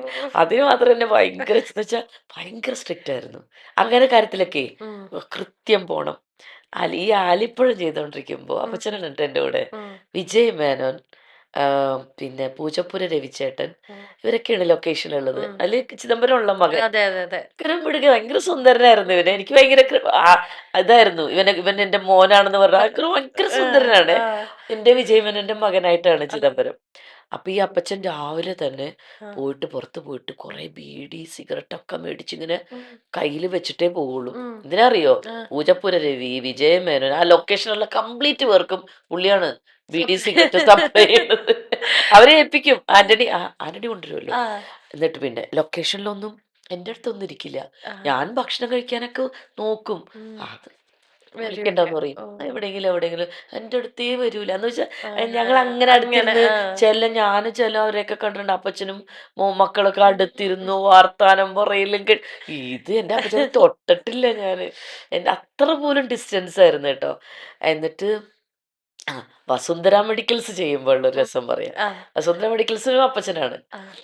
വിദ്യാമ്മയാണല്ലോ. വിദ്യാമ്മയും ഞാനും ഭയങ്കര കമ്പനി, നല്ല കട്ട ഫ്രണ്ട്സാണ്. അതിൻ്റെ അകത്ത് ചാങ്സ് ആണ്. അപ്പൊ വിദ്യാമ്മ ലൊക്കേഷൻ അവിടെ വീട്ടിൽ നിന്ന് ഫുഡ് കൊണ്ടുവന്നിട്ട് ഞങ്ങൾക്കൊക്കെ എനിക്ക് കിറ്റുമാർ പിന്നെ ഉഷ ഞങ്ങളൊക്കെ വിളിക്കും. അപ്പൊ വിദ്യാമ്മ എന്നെ പ്രത്യേകിച്ച് ഞാൻ വിദ്യാമ്മ തന്നെ കഴിക്കുള്ളൂ. ഞങ്ങൾ ഒരുമിച്ച് ഇങ്ങനെ കഴിക്കുമ്പോ അപ്പച്ചന്റെ ഒക്കെ സ്വപ്നനായിയാണ് വിദ്യാമ്മ എന്നൊക്കെ പറഞ്ഞ അപ്പച്ചന്റെ ഒക്കെ ചെറുപ്പം മുതലേ കണ്ട് ഇങ്ങനെ കൊതിച്ചിരിക്കുമല്ലോ. അപ്പൊ ഞാൻ വെറുതെ വിദ്യാമ്മയോട് പറയേ, വിദ്യാമ്മ അപ്പച്ചൻ അതിൽ ഇരിക്കുമ്പോ വെറുതെ വിളിക്കുക ആന്റണി എന്ന് പറഞ്ഞ് വിളിക്കണോട്ടോ എന്ന് പറയും. വെറുതെ അങ്ങനെ വിളിക്കുക ഇങ്ങോട്ട് വരുന്നൊക്കെ പറഞ്ഞ് വിളിക്കണം. അപ്പൊ ഒരു ദിവസം ഞങ്ങളിങ്ങനെ കഴിക്കാൻ വേണ്ടി ടേബിളിൽ ഇങ്ങനെ വെച്ചിട്ട് ഞങ്ങൾ വർത്താനം വിളിക്കുമ്പോ അപ്പച്ചൻ അതിലേ പോണു കേട്ടോ. അപ്പൊ ഞാൻ വിളിക്കുക വിദ്യാമ്മ ആന്റണി എന്നിങ്ങനെ വിളിച്ചു. എന്റെ അപ്പച്ചൻ ഇങ്ങനെ വിയർത്തു പോകും. അവിടെ ഇങ്ങനെ എന്താ പുള്ളിക്ക് എന്ന് വെച്ചാൽ വിദ്യാമ്മയാണ് വിളിക്കണത്, ശ്രീവിദ്യ പുള്ളിയുടെ സ്വപ്ന നായിക വിളിക്കണു. ആന്റണി ഇങ്ങോട്ട് വന്നു ഇങ്ങനെ വരൂ. ഞാൻ ഞാനിപ്പോ വലിയ വിദ്യാഭ്യാസം വിളിക്കണത് വരൂന്ന് പറ. അവിടെ വന്നിട്ട് ഇവിടെ ഇരിക്കൂ നമുക്ക് ഒരുമിച്ച് കഴിക്കുക എന്നൊക്കെ ഭയങ്കര സ്നേഹത്തിലിട്ടോ. ഞാൻ അവിടെ നിന്ന് പറഞ്ഞിട്ട് ഒറ്റ പോക്ക്. എനിക്ക് തോന്നുന്നു അപ്പച്ചൻ പിന്നെ ഒരാഴ്ച ഉറങ്ങിയിട്ടുണ്ടാവില്ല. എന്നിട്ട് അമ്മച്ചിയോട് എന്നോടൊന്നും പറഞ്ഞിട്ടാ, എന്നോട് ഇതൊന്നും. എന്നിട്ട് അമ്മച്ചിയോട് പോയി പറഞ്ഞത്, എടീ ശ്രീവിദ്യ എന്നെ വിളിച്ചിട്ട് അടുത്ത് നിർത്തിയാടി എന്ന് വെച്ചാ അപ്പച്ചന്റെ ആ കാലഘട്ടത്തിൽ അവരുടെയൊക്കെ ഇങ്ങനെ നിക്കണ ആളാണ്. എനിക്ക് തന്നെ അടുത്തിരിക്കുമ്പോ ഞാനിങ്ങനെ കൊതിയോട് എന്റെ പൊന്നെ എന്തൊരു ഭംഗിയാണോ മൂക്കും ചുണ്ടും നേരിട്ട് കാണാൻ ഇങ്ങനെ സൗന്ദര്യം ഉണ്ടാവോ. ഞാനൊക്കെ കാണുമ്പോ അത്ര ഏജ് അമ്മയ്ക്ക് അസുഖത്തിന്റെ ഒക്കെ അപ്പൊ പോലും ഉണ്ടല്ലോ മുഖത്ത് നോക്കിയിരുന്ന നമുക്ക് വേറെ എങ്ങും നോക്കാൻ തോന്നില്ല. ഇങ്ങനെ ആ സംസാരിക്കുന്നതൊക്കെ ചുണ്ട് എന്തൊരു ഭംഗി മൂക്ക്. അപ്പൊ ഇവരുടെയൊക്കെ എന്തോരം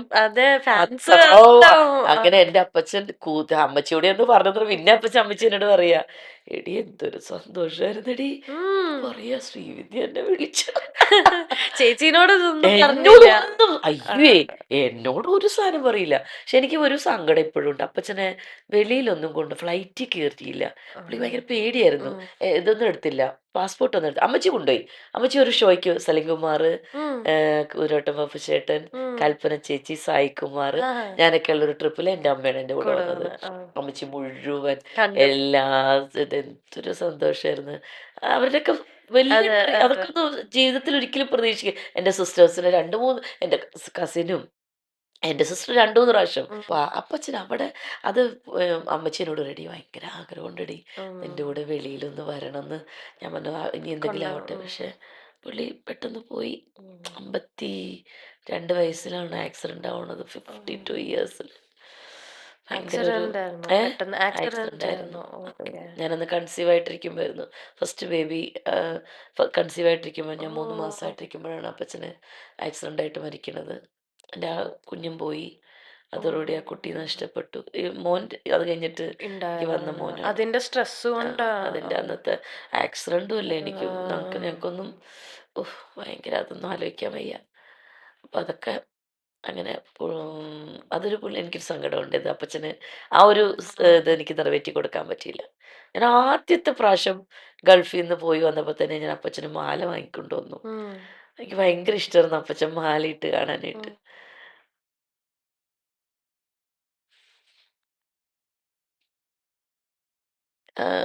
അപ്പോൾ ഞാൻ ഇടിയിച്ചു കൊടുത്തു. ഞാനൊന്നും അധികം ഒന്നും വാങ്ങിയിട്ടില്ല. കാരണം എൻ്റെ സിസ്റ്ററുടെ കല്യാണം ഉണ്ടായിരുന്നു. അപ്പം ഞാനെപ്പോഴും വിചാരിക്കും അവൾക്ക് ഉള്ളതൊക്കെ എടുത്ത് വെച്ചിട്ട് എനിക്കന്നൊന്നും ഞാൻ അങ്ങനെയൊന്നും അധികം ഒന്നും വാങ്ങുന്നില്ല. പക്ഷെ എനിക്ക് ഭയങ്കര ആഗ്രഹമായിരുന്നു അപ്പച്ചന് മാലയിട്ട് കാണാൻ. ഞാൻ ഒരു പ്രാവശ്യം വന്നപ്പോൾ ഫസ്റ്റ് ടൈം തന്നെ അപ്പച്ചനൊരു നീളമുള്ള മാല അതൊക്കെ ഇട്ടൊക്കെ ഇരുന്നിട്ട് ഞാനിന്നിട്ട് എന്നോട് ആകെ പറയണത് 2 കുപ്പി മേടിച്ചേക്കാൻ പറയുന്നു. ശിവാശ്രീകലും ബ്ലാക്ക് ലേബലും ഇതൊക്കെയാണ് പുള്ളിയുടെ റെഡ് ലേബൽ. ഇതൊക്കെയാണ് ആകെ പറയുന്നത്. സിഗരറ്റ് അത് പുള്ളിക്ക് വലിക്കാനല്ല, പുള്ളി ബീഡി വലിക്കുള്ളൂ. പുള്ളി ഇതൊക്കെ എടുക്കണത് ആർക്കെങ്കിലും ഫ്രണ്ട്സിന് കൊടുക്കാൻ. അതും മറ്റേ ആലിപ്പഴത്തെ ലൊക്കേഷനിലും പുള്ളി സിഗരറ്റ് വലിക്കാൻ പുള്ളിക്കല്ല, രവിചേട്ടന്, വിജയമന് ഇവർക്കൊക്കെ കൊടുക്കാൻ. പുള്ളി കട്ട ബീഡി ദിനേശ് പിടിക്കും. അങ്ങനെയായിരുന്നു. അപ്പൊ എന്നോട് റോത്ത്മാൻസ് ഒക്കെ കൊണ്ടുവരാൻ പറയുന്നത് വെച്ചിട്ടുണ്ടെങ്കിൽ ആർക്കെങ്കിലും ഒക്കെ ഫ്രണ്ട്സിനൊക്കെ കൊടുക്കാൻ വേണ്ടിയിട്ട്. പിന്നെ എന്നിട്ട് പക്ഷെ അതൊക്കെ എനിക്കിപ്പോഴും ആ ഒരു ഓർമ്മയുണ്ട്. മലയൊക്കെ ഇട്ട് നല്ല 2 എണ്ണമൊക്കെ അടിച്ചിട്ട് ഇങ്ങനെ ഇരിക്കും. അപ്പൊ കഴിച്ചു കഴിഞ്ഞാ സ്നേഹം പറയും പീനാച്ചി എന്നൊക്കെ വിളിക്കും. അപ്പൊ ഉള്ളിലുള്ളത് പുറത്ത് വരും. ഒരു ഇത്തിരിയൊക്കെ പറയും. ആ സ്നേഹമൊക്കെ അവർക്ക് അങ്ങനെയൊക്കെ പ്രകടിപ്പിച്ചിട്ടുണ്ട്. അല്ലാതെ ഒന്നും അങ്ങനെ കാണിക്കില്ല. പുള്ളി ഭയങ്കര ഇതായിരുന്നു, സ്ട്രിക്റ്റ് ആയിരുന്നു. അപ്പൊ ഇത്രയും അച്ഛനെ പേടി, അച്ഛൻ കുറച്ച് സ്ട്രിക്റ്റ് ആണ് എന്നൊക്കെ പറഞ്ഞു. അപ്പൊ ഭയങ്കര സ്ട്രിക്റ്റ്. അപ്പൊ ഈ തോറ്റത് എങ്ങനെ വീട്ടിൽ അവതരിപ്പിച്ചു? എനിക്ക് ഭയങ്കര കട്ടമ്പയായിരുന്നു. ഞാനതുകൊണ്ട് പറഞ്ഞില്ല, നേരെ ചാവാൻ പോയി. അയ്യോ, അതൊക്കെ ഉള്ളതാണോ കഥയൊക്കെ? ഞാൻ സത്യമായിട്ട് പറയുന്നതാണ്. ഞാൻ ഒരിക്കലും വീട്ടിലേക്ക് തിരിച്ചു പോകാൻ എനിക്ക് പറ്റിയില്ല. ഇത് ഞാൻ തോറ്റു എന്ന് പറഞ്ഞപ്പോ. കെമിസ്ട്രിക്കാണോ ഫിസിക്സിനോ? കെമിസ്ട്രിക്ക് തോറ്റു.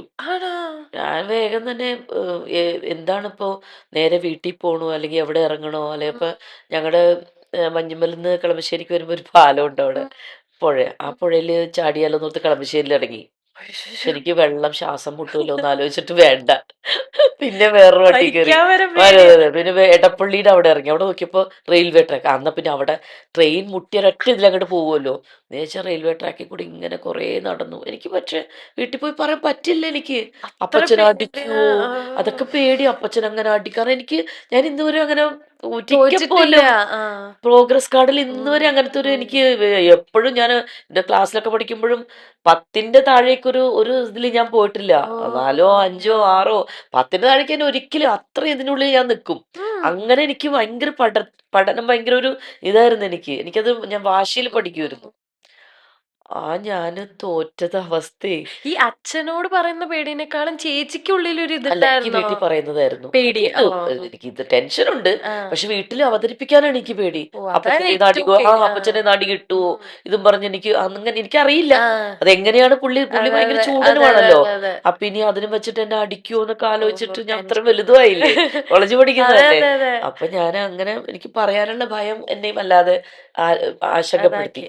പക്ഷെ ഞാൻ അവിടെ ഇങ്ങനെ നടന്നു പോണത് എന്റെ അമ്മയുടെ സിസ്റ്ററിന്റെ കല്യാണം കഴിച്ചേക്കുന്ന സ്ഥലം അവിടുന്ന് കുറച്ച് അപ്പുറത്തെ പോണേക്കരയില് ആന്റിയുടെ ഹസ്ബൻഡിന്റെ ആരോ കണ്ടിട്ട് അവിടുന്ന് പറഞ്ഞിട്ട് ഞാൻ റെയിൽവേ ട്രാക്കിൽ ഒറ്റ ട്രെയിൻ വരണില്ല. ഒന്ന് ആലോചിച്ച് നോക്കണം. എന്റെ അന്ന് തട്ടിപ്പോണ്ട ഞാനാണ്. ഒറ്റ ട്രെയിൻ വന്നില്ല. ഞാനിങ്ങനെ അതിൽ കൂടെ നടക്കുക. അവസാനം അവരൊക്കെ കൂടി വന്ന് എന്നെ പിടിച്ചുകൊണ്ട് വീട്ടിൽ പോയി. കരച്ചിൽ. ഞാൻ പറഞ്ഞു അപ്പൊ പറഞ്ഞു നീ എന്ത് ഭ്രാന്താണ് ഈ കാണിച്ചത് എന്നൊക്കെ പറഞ്ഞിട്ട് എന്നെയും കൊണ്ട് ഇവര്, അന്ന് ഫോണൊന്നും ഇല്ലല്ലോ. കോളേജിൽ ചിലപ്പോ കഴിഞ്ഞിട്ട് നമ്മൾ വൈകുന്നേരം ടൈമല്ലേ, ഉച്ചക്ക് ഇത് കിട്ടി. ഞാൻ പക്ഷെ വൈകുന്നേരം അല്ലേ നമ്മള് വീട്ടിലെത്തും. അവരെ വേഗം തന്നെ എന്നെയും കൊണ്ട് വീട്ടില് നിന്നു. എന്നിട്ട് വീടിന്റെ അന്ന് വേലിയാണ് കെട്ടിയേക്കണത്. എനിക്ക് അവിടെന്ന് അകത്തോട്ട് കേറാൻ പേടി. ഒന്നുമില്ല, അപ്പൊ അമ്മച്ചിയുടെ അനിയത്തി ഹസ്ബൻഡും ഉണ്ട്. അപ്പൊ ഞങ്ങള് പറഞ്ഞോളാം, ഞാൻ പറഞ്ഞോളാം ചേട്ടനോട്, ഒന്നും ചെയ്യൂല എന്നും പറഞ്ഞുകൊണ്ട് എന്നെ വിളിച്ച് അകത്ത് ചെന്നിട്ട് അവിടെ മാറ്റി നിർത്തിയിട്ട് ഇവര് ഇങ്ങനെ പറഞ്ഞു, ഇവളിങ്ങനെയൊക്കെ ചെയ്തു. അമ്മച്ചി ഒരു കോന്നാലവളി തുടങ്ങി. അമ്മച്ചി നെഞ്ചത്തടിച്ച് ബഹളവും കരച്ചിലും. അപ്പച്ചൻ പറഞ്ഞു, നീ നിനക്ക് എന്താണ്, ഞാൻ നിന്നെ വലുതും ചെയ്യൂ, നിനക്ക് ഇതിനാണ് നിനക്ക് തരേണ്ടതെന്നൊക്കെ പറഞ്ഞു എന്നെ, ഈ ചെയ്തതിനാണ് നിനക്ക് തരേണ്ടതെന്നൊക്കെ പറഞ്ഞു, അടി തരേണ്ടതെന്നൊക്കെ പറഞ്ഞു എന്നെ. അതുകൊണ്ട് അതങ്ങോട്ട് മുങ്ങിപ്പോയി, ആ ആ മാർക്ക് മുങ്ങിപ്പോയി അതില് ഈ അത് പ്രശ്നത്തില്. പിന്നെ ഞാൻ ആർട്ടിസ്റ്റ് ആയി പോയി. പിന്നെ അതാ. എനിക്കൊന്നും എഴുതേണ്ട ഒന്നും വന്നൊന്നുമില്ല. ഞാൻ പിന്നെ പോയൊന്നുമില്ല, അത് എഴുതാനും പോയില്ല. ഒന്നും കംപ്ലീറ്റ് ചെയ്തില്ല. അത് കഴിഞ്ഞിട്ട് ഞാൻ പോളിടെക്നിക്കിൽ ഓ, കൊടുത്തിട്ടിരിക്കുകയായിരുന്നു. ഓക്കെ. ഞാൻ അതിന് മറ്റേ ഇത് ഡിപ്ലോമ അത് കൊടുത്തിരിക്കുകയായിരുന്നു. അപ്പോ പക്ഷെ പിന്നെ എനിക്ക് ഒന്നിനും പോകാൻ പറ്റില്ല. ഈ വുമൻസ് കോളേജിൽ പഠിച്ച് അതിന് ശേഷം ഇപ്പൊ ഈ പറഞ്ഞ പോലെ കോളേജിൽ ചെന്ന് അർമാദിച്ച് ഇതെല്ലാം കഴിഞ്ഞ് ഈ സ്ട്രിക്റ്റ് ആയ പേരൻസിന് സിനിമയിലേക്കുള്ള അല്ലെങ്കിൽ ഈ അഭിനയമോഹം കൺവിൻസ് ചെയ്യാൻ അയ്യോ, അതൊരു വലിയ ടാസ്ക് ആയിരുന്നു. അതായത് ഞാൻ കുറെ ചേച്ചിയുടെ മുഖത്ത് പറഞ്ഞിട്ടുണ്ട് കുറെ സ്ഥലത്തൊക്കെ. ആ, അതൊരു വലിയ ടാസ്ക് ആയിരുന്നു. ഇതിലിങ്ങനെ ആ ഒരു സമയത്ത് ഞാൻ ഈ എന്തോ ഏതോ ഒരു മാഗസിന്റെ കവർ പേജ് എന്റെ അടിച്ചു വന്നിട്ടുണ്ട്. ഞാൻ കോളേജിൽ പഠിച്ചിരിക്കുമ്പോൾ അങ്ങനെ ആരോ ഒരു ഫോട്ടോഗ്രാഫർ എന്റെ ഫോട്ടോ എടുത്തോട്ട് അറിയാണ്ടോ? എന്നെ ചോദിച്ചു, ചോദിച്ചോ? ഓ, ആ ആ. മാഗസിന്റെ കവർ അടിച്ചോട്ടെ എന്ന് ചോദിച്ചു. അങ്ങനെ എന്റെ ഒരു ഫോട്ടോ അടിച്ച് ഏതോ മനോരമയിലും ജോയ് ആലുവ ആ, സിനിമയിലൊക്കെ ചെയ്ത ആ, പുള്ളിയാണ്. ആ. പുള്ളിയാണ് എന്റെ ഫോട്ടോ എടുത്തത്. ഓ, അതൊരു സംഭവം ഉം, കിടക്കുന്നുണ്ടായിരുന്നു. അപ്പോ അത് കഴിഞ്ഞിട്ട് ഉം, അപ്പൊ അപ്പോഴൊക്കെ എനിക്ക് ചെറുതായിട്ട് ഈ സീരിയലിലൊക്കെ ഉം, സോറി സീരിയലിലൊക്കെ ഉം.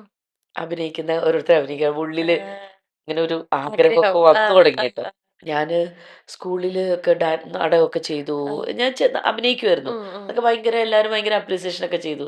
അപ്പൊ ഉള്ളിൽ എനിക്കൊരു ഇതുണ്ട്, എനിക്ക് ഉം, അഭിനയിക്കാൻ പറ്റും. ഉം, അപ്പൊ ഞാൻ വെറുതെ ഇങ്ങനെ ഞാൻ അഭിനയിച്ച എങ്ങനെയാണെന്നൊക്കെ ഇങ്ങനെ ഇമാജിൻ ചെയ്യുന്ന ഒരു കാലമാണത്. ഉം. അപ്പോൾ അങ്ങനെ ഇരിക്കുമ്പോഴാണ് എനിക്ക് ആ ഫോട്ടോ കണ്ടിട്ടാണ് തോന്നുന്നത്, ആരോ പറഞ്ഞു, ഞാനൊരു എന്താണ് ബാങ്ക് ടെസ്റ്റ് എഴുതാൻ പോയിട്ട് തിരിച്ചു ആ, വന്ന് ഒരു എന്താണ് ഈ കനൽക്കാറ്റിന്റെ ഷൂട്ടിംഗ് നടക്കണം. അപ്പൊ എന്റെ കസിൻ ബ്രദർ ഞാനും ഉണ്ട്. ഉം. ഞാൻ പറയാം, എടാ ഇതൊന്നും അപ്പച്ചനൊന്നും ഇതൊന്നും സമ്മതിക്കില്ല, ആ, ആ, ഷൂട്ടിംഗ് ആ, കാണണം പോയിട്ട്. ആ. സിനിമയ്ക്ക് തന്നെ വർഷത്തിൽ ഒരെണ്ണമൊക്കെ വിടുള്ളൂ. ആണോ? അത്ര ഭയങ്കര എന്ന് വെച്ചാൽ വേണ്ട വേണ്ട പോകണ്ടെന്ന് പറയും. അയ്യോ. പിന്നെ പള്ളിയിൽ വല്ല നാടകങ്ങളൊക്കെ വന്ന് അതൊക്കെ കരഞ്ഞു വിളിച്ചിട്ടൊക്കെ വേണം അതൊന്ന് കാണാൻ പോട്ടെ. അങ്ങനെ പുള്ളിക്ക് ഇഷ്ടമല്ല. എന്നുവെച്ചാൽ പെൺപിള്ളേരായതുകൊണ്ട് തന്നെ പുള്ളിക്ക് ഭയങ്കര ഒരു കൺസേൺ. അതൊരു ഇതായിരുന്നു, പെൺകുട്ടികളാണ് എന്നുള്ള ഒരു ഇതായിരുന്നു പുള്ളി. 3 പേരും അങ്ങനെയല്ലേ. അപ്പൊ അതുകൊണ്ട് എന്നിട്ട് എന്താണ്, ഞാൻ അവിടെ നിന്ന് സിനിമ ഇത് കണ്ടു. അപ്പൊ അവിടെ ഷൺമുഖണ്ണൻ ഉണ്ടായിരുന്നു. അണ്ണനോടൊക്കെ സംസാരിച്ചു. അപ്പൊ എവിടെയാണ് വീട്? അപ്പൊ പള്ളിയുടെ തൊട്ടടുത്താണ് അണ്ണ. ഇഷ്ടമാണോ? എനിക്ക് ഭയങ്കര ഇഷ്ടമാണ് അഭിനയിക്കാനെന്നൊക്കെ പറഞ്ഞിട്ട് കണ്ടുപോയി. ഒരു 2 ദിവസം കഴിഞ്ഞപ്പോ എന്നെ വിളിക്കാൻ അവിടെ വന്നു. അതാണ് എന്റെ. അപ്പോ ഈ മാഗസീനിൽ എന്റെ ഫോട്ടോ വന്നത് ഇവരും ആ കൺട്രോളർ ആരോ അസിസ്റ്റന്റ് ഒക്കെ പറയും ചെയ്തു, ഈ കൊച്ചിന്റെ ഫോട്ടോ. അപ്പൊ ഞാൻ പറഞ്ഞു, ഞാൻ എന്റെ കവർ ഫോട്ടോ ഒക്കെ വന്നിട്ടുണ്ട് എന്നൊക്കെ പറഞ്ഞിരുന്നു. അപ്പൊ അതിൽ കണ്ടപ്പോ അങ്ങനെ അവര് പറഞ്ഞ എന്നെ വിളിക്കുന്നു പറഞ്ഞ് അങ്ങനെ എന്നെ വിളിക്കാൻ വന്നു ജസ്റ്റ്. പക്ഷെ വീട്ടില് വിളിക്കാൻ വന്നപ്പോ അപ്പച്ചൻ അവിടെ ഇല്ല. പിന്നെ എന്റെ അമ്മയുടെ സിസ്റ്ററും ബ്രദറും ഒക്കെ കൂടെ പോയിട്ട് എന്താണ് പോയി അപ്പച്ചനെ വിളിച്ചോണ്ട് വന്നു. പുള്ളിക്ക് പറ്റൂലെന്നാ പറഞ്ഞത്. ഞാൻ ആദ്യം പറഞ്ഞു, ആ നമുക്ക് എക്സ്പെക്റ്റഡ് ആണല്ലോ. സിനിമയിൽ പോവാന്ന് പറഞ്ഞാൽ നശിച്ചു. അന്നത്തെ അന്ന് ഒരു കാലത്ത് കൺസെപ്റ്റില് സിനിമയിൽ പോയാൽ ജീവിതം പോയി. അവിടുന്ന് ഞങ്ങളുടെ നാട്ടിൽ നിന്ന് ഒരാൾ സിനിമയിലൊക്കെ അഭിനയിക്കാൻ പോയിട്ട് ചെന്നൈയിലൊക്കെ പോയി എന്നൊക്കെ പറഞ്ഞൊരു കഥയൊക്കെ ഉണ്ട്. പിന്നെ അവരെ കുറിച്ചൊന്നും ഒരു അറിവില്ല. സിനിമയും നാടകത്തിലൊക്കെ പോയാൽ പിന്നെ പോയി എന്നുള്ളതാണ് ഒരു കൺസെപ്റ്റ് കിടക്കുന്നത്. അപ്പം അപ്പച്ചൻ പറഞ്ഞു, നടക്കൂല, ഒരിക്കലും പറ്റൂല എന്ന് പറഞ്ഞു. ഞാൻ പിന്നെ കരച്ചിലും പറഞ്ഞു, ഇതിങ്ങനെ ആർക്കും അങ്ങനെ ഒന്നും വരൂല. ഇപ്പൊ ഇവരുണ്ട്, എന്റെ ആങ്ങളെയും ഭാര്യയും ഒക്കെ ഉണ്ട്, അവരെ കൂടെ പോയിട്ട് ഇവിടെ കലൂരാണ്, പോയിട്ട് അവരുടെ കൂടെ എങ്ങനെ ഇപ്പൊ തന്നെ പോകുന്നോളൂ എന്നൊക്കെ പറഞ്ഞു. അങ്ങനെ അതായത് നിന്റെ ആഗ്രഹത്തിനുണ്ട് ഇതുകൂടെ അവസാനം അത്ര എനിക്കിനി എന്നെ വിളിക്കൂ എന്നൊക്കെ വല്ല ഇതുണ്ടോ. എന്റെ ഒരു ആഗ്രഹത്തിനെന്നും പറഞ്ഞ അങ്ങനെയാണ് ഞാൻ ആ പടം അഭിനയിക്കുന്നത്. അതിനുശേഷം കണ്ടിന്യൂസ് ആയിട്ട് വിളിച്ചോണ്ടിരിക്കണു, മാഗസിൻസിൽ വരണു. എന്റെയും മമ്മൂക്കെ എങ്ങനെ പിടിച്ച പടമൊക്കെ ഇതിലൊക്കെ ഓരോ മാഗസിൻസിലും പത്രത്തിലൊക്കെ വന്നു. അപ്പൊ പുള്ളി ഞെട്ടിപ്പോയേ. അപ്പൊ ആളുകൾ പറഞ്ഞു തുടങ്ങി, സിനിമാ നടിയായി എന്ന് പറഞ്ഞിട്ടൊക്കെ. പിന്നെ സിനിമ വന്നു. അപ്പോഴൊക്കെ പുള്ളിക്കൊരു പക്ഷെ എന്നാലും എനിക്കൊരു ഒരാഴ്ചയൊക്കെ ഞാൻ പട്ടിണിയും ഞാൻ ഭക്ഷണം കഴിക്കാതെയും കരച്ചിലും ബഹളവും അങ്ങനെയൊക്കെ ഇട്ട് വിടാൻ വേണ്ടിട്ട് വിടാൻ വേണ്ടിയിട്ട് നെറ്റിപ്പട്ടം വിളിച്ചപ്പോഴേക്കും വീട്ടിൽ ഭയങ്കര പ്രശ്നമായിരുന്നു. പിന്നെ എല്ലാരും കൂടി പറഞ്ഞു, ഞാൻ കരച്ചില് പിഴിച്ചില് ഭയങ്കര ഇതൊക്കെ ആയിട്ട് അങ്ങനെയാണ് എനിക്ക് അവസാനം പിന്നെ അങ്ങനെ സമ്മതിച്ചു. പിന്നെ സമ്മതിച്ചു, ആർട്ടിസ്റ്റ് ആയി. പിന്നെ പുള്ളിക്ക് എന്നെ മനസ്സിലായിട്ടോ, ഞാന് അങ്ങനെ ഒരു അഭിനയിക്കാൻ അറിയില്ല. പിന്നെ ഞാൻ സീരിയലിലൊക്കെ വന്ന് എനിക്ക് അവാർഡ് കിട്ടി. അങ്ങനെയൊക്കെ വന്നപ്പോ പുള്ളിക്ക് തന്നെ മനസ്സിലായി അവളങ്ങനെ അതൊരു അതെ അവൾക്കത് ചെയ്യാനുള്ള കഴിവും ഇതൊക്കെ ഉണ്ട് എന്നൊക്കെ പിന്നെ പിന്നെ മനസ്സിലായി. പക്ഷെ അതിന്റെ ഇടയിൽ ഒരു കുഴപ്പം ഒപ്പിച്ചു. അതും ഈ പറയുന്ന പോലെ ഇത്ര സ്ട്രിക്റ്റ് ആയിട്ട് നിൽക്കുന്ന ഒരു അച്ഛന്റെ അടുത്ത് ചെന്നിട്ട് ഇൻഡസ്ട്രി തന്നെ ഒരാളെ കല്യാണം അല്ല, അത് വേറൊരു കാര്യമുണ്ട്. എന്റെ അപ്പച്ചൻ പറഞ്ഞിരുന്നു, കല്യാണം ഇവിടുന്ന് ഒളിച്ചോടൽ അങ്ങനത്തെ പല പരിപാടി ഉണ്ടായ അവിടെ വന്ന് വെട്ടിക്കും ഞാൻ, കഴുത്ത് വേറെ ഇടുന്നുണ്ട് പറഞ്ഞിട്ടുണ്ട്. ഞങ്ങൾക്ക് 3 വാക്കത്തി വെച്ചിട്ടുണ്ടായിരുന്നു അപ്പച്ചൻ. ബിജുമോൾക്ക് ഒരു കുഞ്ഞു വാക്കത്തി, ഇത് ഇത്ര ഉള്ളത്, എനിക്കൊരു വലുത്, എന്റെ ചേച്ചിക്ക് 3 സത്യസന്ധമായിട്ട് പറയണം. അതിൽ ഒരെണ്ണം ഇപ്പൊ എന്റെ ഉണ്ട്, ഒരെണ്ണം എന്റെ ചേച്ചിയുടെയിലുണ്ട്, ഒരെണ്ണം ബിജുമോളുടെ ഉണ്ട്. ഈ 3 വാക്കത്തി ഞങ്ങൾക്ക് 3 പേർക്ക് എന്റെ അപ്പച്ചൻ ഉണ്ടാക്കിയതാ. അങ്ങനെ പറഞ്ഞു ഒരെണ്ണം എവിടെയെങ്കിലും ആരുടെ കൂടെ ഒളിച്ചോടി പോയാല് അല്ലെങ്കിൽ അങ്ങനെ എന്തെങ്കിലും ഇതുണ്ടാക്കിയാല് ഞാൻ ഇത് നിങ്ങൾക്ക് 3 പേർക്കും വേണ്ടിയിട്ട് ഉണ്ടാക്കി വെച്ചിരിക്കുകയാണ്, മുറിച്ചിടും ഞാൻ അവിടെ എന്ന് പറഞ്ഞ് അങ്ങനെയാണ് ഞങ്ങളടുത്ത് പറയുന്നത്. അങ്ങനത്തെ ആളായിരുന്നു. അതൊരു ആന്റണിയെ കുറിച്ച് വീട്ടിൽ നിന്ന് മഞ്ഞുമലൊക്കെ അന്വേഷിച്ച് അറിയാൻ പറ്റും, കിടില ആന്റണി ആയിരുന്നു. പേടിയാ. പിന്നെ ഇപ്പം ആമ്പിള്ളേർ എന്നെ വായി നോക്കിയിട്ടില്ല എന്ന് പറഞ്ഞാൽ ആ പുള്ളിയുടെ ഒരു ഇത് മനസ്സിലായില്ലേ, അത്ര ഒരു കിടിലമായിരുന്നു പുള്ളി. അപ്പൊ പക്ഷെ പുള്ളി ഒരു കാര്യം പറഞ്ഞിരുന്നു, നിങ്ങൾക്ക് ആരെങ്കിലും ഇഷ്ടമുണ്ടോ എൻ്റെ അടുത്ത് പറയണം, ഞാൻ അവരോട് സംസാരിച്ച് നിങ്ങളുടെ കല്യാണം ഞാൻ അങ്ങനെ ഒരു വാക്ക് പറഞ്ഞിട്ടുണ്ട്. കള്ളൊക്കെ കുടിക്കുമ്പോ അങ്ങനെയൊക്കെ പറയും. അങ്ങനെയൊക്കെ പറയും. ഇങ്ങനെ അല്ലാണ്ടൊന്നും പറയില്ല. ഡ്രിങ്ക്സ് ഒക്കെ കഴിച്ചിരിക്കുമ്പോ പറയും, ആർക്കെങ്കിലും അങ്ങനെ വല്ല വന്നാല് എന്നോട് പറഞ്ഞോ, ജാതിയില്ല മതമില്ല അതിലൊന്നും ഒരു വിശ്വാസമില്ല. ഒരു ഫ്രണ്ട്സ് എന്നൊക്കെ പറഞ്ഞ എല്ലാം ഹിന്ദുക്കളും മുസ്ലിംസ് എല്ലാം ഫ്രണ്ട്സ് ആണ്. അല്ലാണ്ട് ഒരു പള്ളി പോവില്ല. ഞാൻ പള്ളിയിൽ കൊയറിൽ പോണത് പോലും പുള്ളിക്ക് ഇഷ്ടമല്ലായിരുന്നു. ഭയങ്കര അതിലൊന്നും പുള്ളിക്ക് വിശ്വാസമൊന്നുമില്ല. സിസ്റ്ററുടെ കല്യാണത്തിനാണ് എന്റെ അപ്പച്ചൻ പള്ളിയിൽ പോയിട്ട് ഞാൻ ആദ്യം കണ്ടേക്കണം. അതെ, അങ്ങനെ പള്ളിയിലൊന്നും പോയിട്ട് ഞാൻ കണ്ടിട്ടില്ല. എന്നിട്ട് പിന്നെ ഞാൻ കൊയറിൽ പോകുമ്പോഴും ഇത്തിരി ലേറ്റ് ആയ ഭയങ്കര വയലന്റ് ആവും. അങ്ങനെയൊക്കെ അങ്ങനത്തെ ആളായിരുന്നു. അപ്പൊ ഇത് കൺവിൻസ് ചെയ്യാൻ അധികം പണി ഉണ്ടായില്ല. ഇത് ഇല്ല, ഇല്ല. മനുവിന്റെ ഞാൻ ഇഷ്ടം പറഞ്ഞപ്പോ ഞാൻ കുറച്ചുകൾ ഞങ്ങൾ നല്ല ഫ്രണ്ട്സ് ആയിരുന്നു. അതിനുശേഷം ഞങ്ങൾ എല്ലാവരും ഇങ്ങനെയൊക്കെ പറഞ്ഞു, നിങ്ങൾക്ക് കെട്ടിക്കൂടെ എന്നൊക്കെ പറഞ്ഞ് ഞങ്ങളുടെ കുറെ ഫ്രണ്ട്സ് ഒക്കെ ഇങ്ങനെ പറഞ്ഞപ്പോൾ ഞാനിങ്ങനെ ആലോചിച്ച് ഞാൻ വീട്ടിൽ പറഞ്ഞു. അപ്പോൾ ഞാൻ അപ്പച്ചനോട് നേരിട്ട് പറഞ്ഞു, എനിക്കിങ്ങനെ ഒരു അപ്പച്ചൻ പറഞ്ഞു ഞാൻ സംസാരിക്കാന്ന് പറഞ്ഞു. ഇപ്പൊ സംസാരിക്കണ്ട, മനു ആദ്യം അവിടെ വീട്ടിൽ സംസാരിക്കട്ടെ, എന്നിട്ട് അപ്പച്ചൻ മനുവിന്റെ ഡാഡിയോട് സംസാരിക്കണം എന്ന് പറഞ്ഞു. പിന്നെ ചേച്ചിയും വലുതായല്ലോ. അതെ അതെ, ഞാൻ അത്ര പ്രായമായില്ലേ, ഞാൻ അത്രയും ഏജ് ആയിട്ടല്ലേ കല്യാണം കഴിക്കുന്നത്. ഞാൻ ചെറുപ്പത്തിലൊന്നും ഞാൻ കല്യാണം കഴിച്ചില്ലല്ലേ, ഞാൻ 30s കല്യാണം കഴിക്കുന്നത്. അപ്പൊ എനിക്ക് ഈസിയാണ്, അത്രയും മെച്ചൂർഡായില്ലേ ഞങ്ങളൊക്കെ. അപ്പൊ പിന്നെ സിസ്റ്ററുടെ കല്യാണമൊക്കെ കഴിഞ്ഞു. എന്റെ ടൈം ഇപ്പൊ ഞാൻ കെട്ടുന്നില്ല എന്നൊക്കെ പറഞ്ഞിരുന്നതാണ് ആക്ച്വലി. എനിക്കൊരു ലവ് അഫെയർ ഒക്കെ ഉണ്ടായിരുന്നു. അത് ട്രാജഡി ഒക്കെ ആയപ്പോ എനിക്ക് കല്യാണം വേണ്ട, അപ്പൊ സിസ്റ്ററുടെ അനിയത്തിയുടെ കല്യാണം മതി എന്നൊക്കെ പറഞ്ഞിരിക്കുകയായിരുന്നു. പിന്നെയാണ് ബിജുമോൾ പറഞ്ഞില്ല, ചേച്ചി കല്യാണം കഴിക്കാതെ ഞാൻ കെട്ടില്ല എന്ന് പറഞ്ഞാൽ അവൾ അങ്ങനെ നിൽക്കുകയായിരുന്നു. പിന്നെയാണ് മനുവിനെ ഇങ്ങനെ പരിചയപ്പെടുന്നതും പിന്നെ അങ്ങനെ ഒരു ഇതിലേക്ക് വരുന്നതും. പിന്നെ ഓക്കെ അങ്ങനെ. ഈ ലവ് അഫെയർ ഒക്കെ വീട്ടില് അറിയായിരുന്നോ? അറിഞ്ഞോ? ഞാൻ പറഞ്ഞു ഞാൻ അങ്ങോട്ട് പറഞ്ഞു, മുസ്ലിമായിരുന്നു. ഞാൻ പറഞ്ഞില്ല പ്രേമം പറയും, അവർ രണ്ടും പ്രേമിച്ച് കെട്ടിയത്. അപ്പച്ചനും അമ്മച്ചിയുടെയും അവിടത്തെ ഭയങ്കര പ്രേമമായിരുന്നു. എന്റെ അമ്മച്ചി അപ്പച്ചനും അപ്പുറത്തും ഇപ്പുറത്തും വീട്. അമ്മച്ചിയുടെ അപ്പച്ചൻ ഭയങ്കര ഇതുപോലെ ഭയങ്കര ഭയങ്കര ദൈവഭയവും. എന്റെ അപ്പൂപ്പൻ ഭയങ്കര സ്വീറ്റ് ആയിരുന്നു അപ്പച്ചന്. ആ അപ്പച്ചന്റെ അന്നം പുന്നാരം മോളായിരുന്നു എന്റെ അമ്മച്ചി. 8 മക്കളാണ് അവര്. ഏറ്റവും മൂത്തത് ഒരു വല്യപ്പച്ചൻ, ഞങ്ങളുടെ ഒരു ബേബിച്ച് മൂത്താള്, അത് രണ്ടാമത്തെ മോളാ. അപ്പൊ ഈ അമ്മച്ചി എന്ന് പറഞ്ഞാൽ അപ്പച്ചന് ഭയങ്കര ജീവനായിരുന്നു. പിന്നെ കുറെ ആൺമക്കള്, പിന്നെ ലാസ്റ്റ് ഒരു മോള്, പിന്നെ ഒരു അവര് 6 ആണും 2 പെണ്ണുമാണ് എന്റെ അമ്മച്ചിയൊക്കെ. അപ്പൊ അമ്മച്ചിന്റെ ഒക്കെ വീട് അവിടെയാണെങ്കിൽ അപ്പച്ചന്റെ ഒക്കെ തറവാട് കുറച്ചിപ്പുറത്ത്.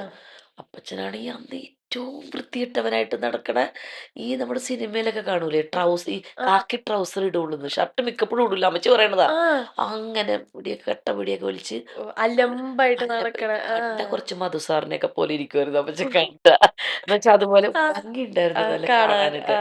നല്ല ഭയങ്കര തടിയനും. എന്നിട്ട് എവിടെയെങ്കിലും ഇപ്പൊ ഒരു മാവുണ്ടെന്ന് വിചാരിച്ചോ, പഴുത്ത അമ്മച്ചി പറഞ്ഞു, ഞാൻ മിക്കപ്പോഴും നോക്കുമ്പോ ചില ചക്കയൊക്കെ അവിടെ നിന്ന് തന്നെ തുറന്നിട്ട് തിന്നിട്ട് ചക്കക്കുരുകൾ മാത്രം താഴ്ത്തിട്ടിരുന്നാണ്. അങ്ങനത്തെ ഒരു ടൈപ്പൊക്കെ പണ്ട് അങ്ങനെ ഈ മതിച്ച് നടക്കൂലേ, ഉം. അങ്ങനത്തെ ഒരു സാധനമായിരുന്നു. ഉം. അപ്പൂപ്പൻ പറഞ്ഞാലൊന്നും കേൾക്കൂല. ഉം. ഏറ്റവും ഇളയ സന്താനമാ എന്റെ അപ്പച്ചൻ. ആ, അവരുടെ അതെ. മക്കളിൽ അതാണ്. ഏറ്റവും ഇളയത്. ആ. ഭയങ്കര അമ്മൂമ്മയ്ക്കാണെങ്കിൽ ഭയങ്കര അന്നം പുന്നാരം. ആ. ആന്റണി എന്ന് പറഞ്ഞ ആ. അപ്പച്ചൻ ഇളയ ഇളയ മോൻ. മോനായതിന്റെ. ആ. ഭയങ്കര കുരുത്തം കെട്ടവൻ എന്ന് പറയൂല, ഉം. അതുപോലത്തെ ഒരു കുരുത്തം കെട്ടവനായിരുന്നു എന്ന്. അപ്പൊ ഈ അമ്മച്ചീനെ പുള്ളി ഇങ്ങനെ നോട്ടം വിട്ട് പുള്ളി അവിടെ ചെന്ന് ഒരു ദിവസം പറയാണ്, ഏ മര്യാദക്ക് ലില്ലിനെ എനിക്ക് കെട്ടിച്ചെന്നോളണം, ഇല്ലെങ്കിൽ വിവരം അറിയും എന്ന് ഹീറോ, അന്നത്തെ അന്നത്തെ ഹീറോ. ഹീറോ. ഓ. പേടിച്ചുപോയി എല്ലാവരും. ആ സമയത്ത് അമ്മച്ചിക്ക് എന്താണ് FACT എന്ന് പറഞ്ഞ കമ്പനിയിൽ വലിയൊരു ജോലിയുള്ള അങ്കിളിനെ പറഞ്ഞു വെച്ചേക്കുന്നു കെട്ടാനായിട്ട്. അപ്പൊ അമ്മച്ചിക്ക് ചെറിയ ഇഷ്ടമൊക്കെ ഉണ്ട് ആ. കേട്ടോ. പുള്ളി ഇങ്ങനെ വെള്ളം കോരാൻ ഉം. വരുമ്പോഴും ഉം. ഇവിടെ വലിയ ഉം. കിണറുണ്ട് ഞങ്ങളുടെ അപ്പച്ചന്റെ തറവാട്ടില്, ഞങ്ങളുടെ തറവാട്ടില് ഉം. വെള്ളം എടുക്കാനൊക്കെ വരും. ഉം. അപ്പൊ അപ്പച്ചന്റെ എന്താണ് ചിങ്കിടികളുണ്ട്, ഉം. അവരൊക്കെ പോയിട്ട് പറയില്ല, അങ്ങനെ കുറച്ച് ആ, കത്തുപിടുത്തലൊക്കെ അറിയായിരുന്നു. നടന്നു. ആ. പക്ഷെ അമ്മച്ചിക്ക് പേടി, കാരണം ആ. അപ്പച്ചൻ മറ്റേ അപ്പച്ചന്റെ അടുത്ത് പറയാനൊന്നും അതെ, അതെ, പറ്റില്ലല്ലോ. അതെ, അതെ. പക്ഷെ പുള്ളി ഒരു ദിവസം പോയി പറഞ്ഞു ഉം. വേറെ ആർക്കെങ്കിലും കെട്ടിച്ച വിവരം അറിയുമെന്ന് പറഞ്ഞു പോയി. പിന്നെ വെട്ടുന്ന് പറഞ്ഞാൽ വെട്ടും. പേടിച്ച് കെട്ടിച്ചതാ. പേടിച്ച് കെട്ടിച്ചതാണ്. പിന്നെ അമ്മച്ചി എപ്പോഴും പറയും, ഓ ഞാൻ ആ ചേട്ടനെ എങ്ങാനും കെട്ടിപ്പോയിരുന്നെങ്കിൽ. ആ ആ അങ്കിള് വേറൊരു അമ്മാമ്മയെ കല്യാണം കഴിച്ചു കേട്ടോ. ഞങ്ങളുടെ കസിൻ തന്നെയാണ് ഇപ്പോഴും. ഓ. അത് എപ്പോഴും കാണും. ഞങ്ങൾ കഴിഞ്ഞ ഫംഗ്ഷനൊക്കെ കൂടുമ്പോ കളിയാക്ക. അമ്മച്ചിക്ക് നാണമാണ് ഭയങ്കര. പുള്ളി അവര് ഭയങ്കര ഒരു പാവം ഒരു ചേട്ടൻ. അവര് വേറെ രീതിയിൽ അവരങ്ങനെ താമസിക്കണം. അങ്ങനത്തെ വലിയ വില്ലനാണ്. ആ.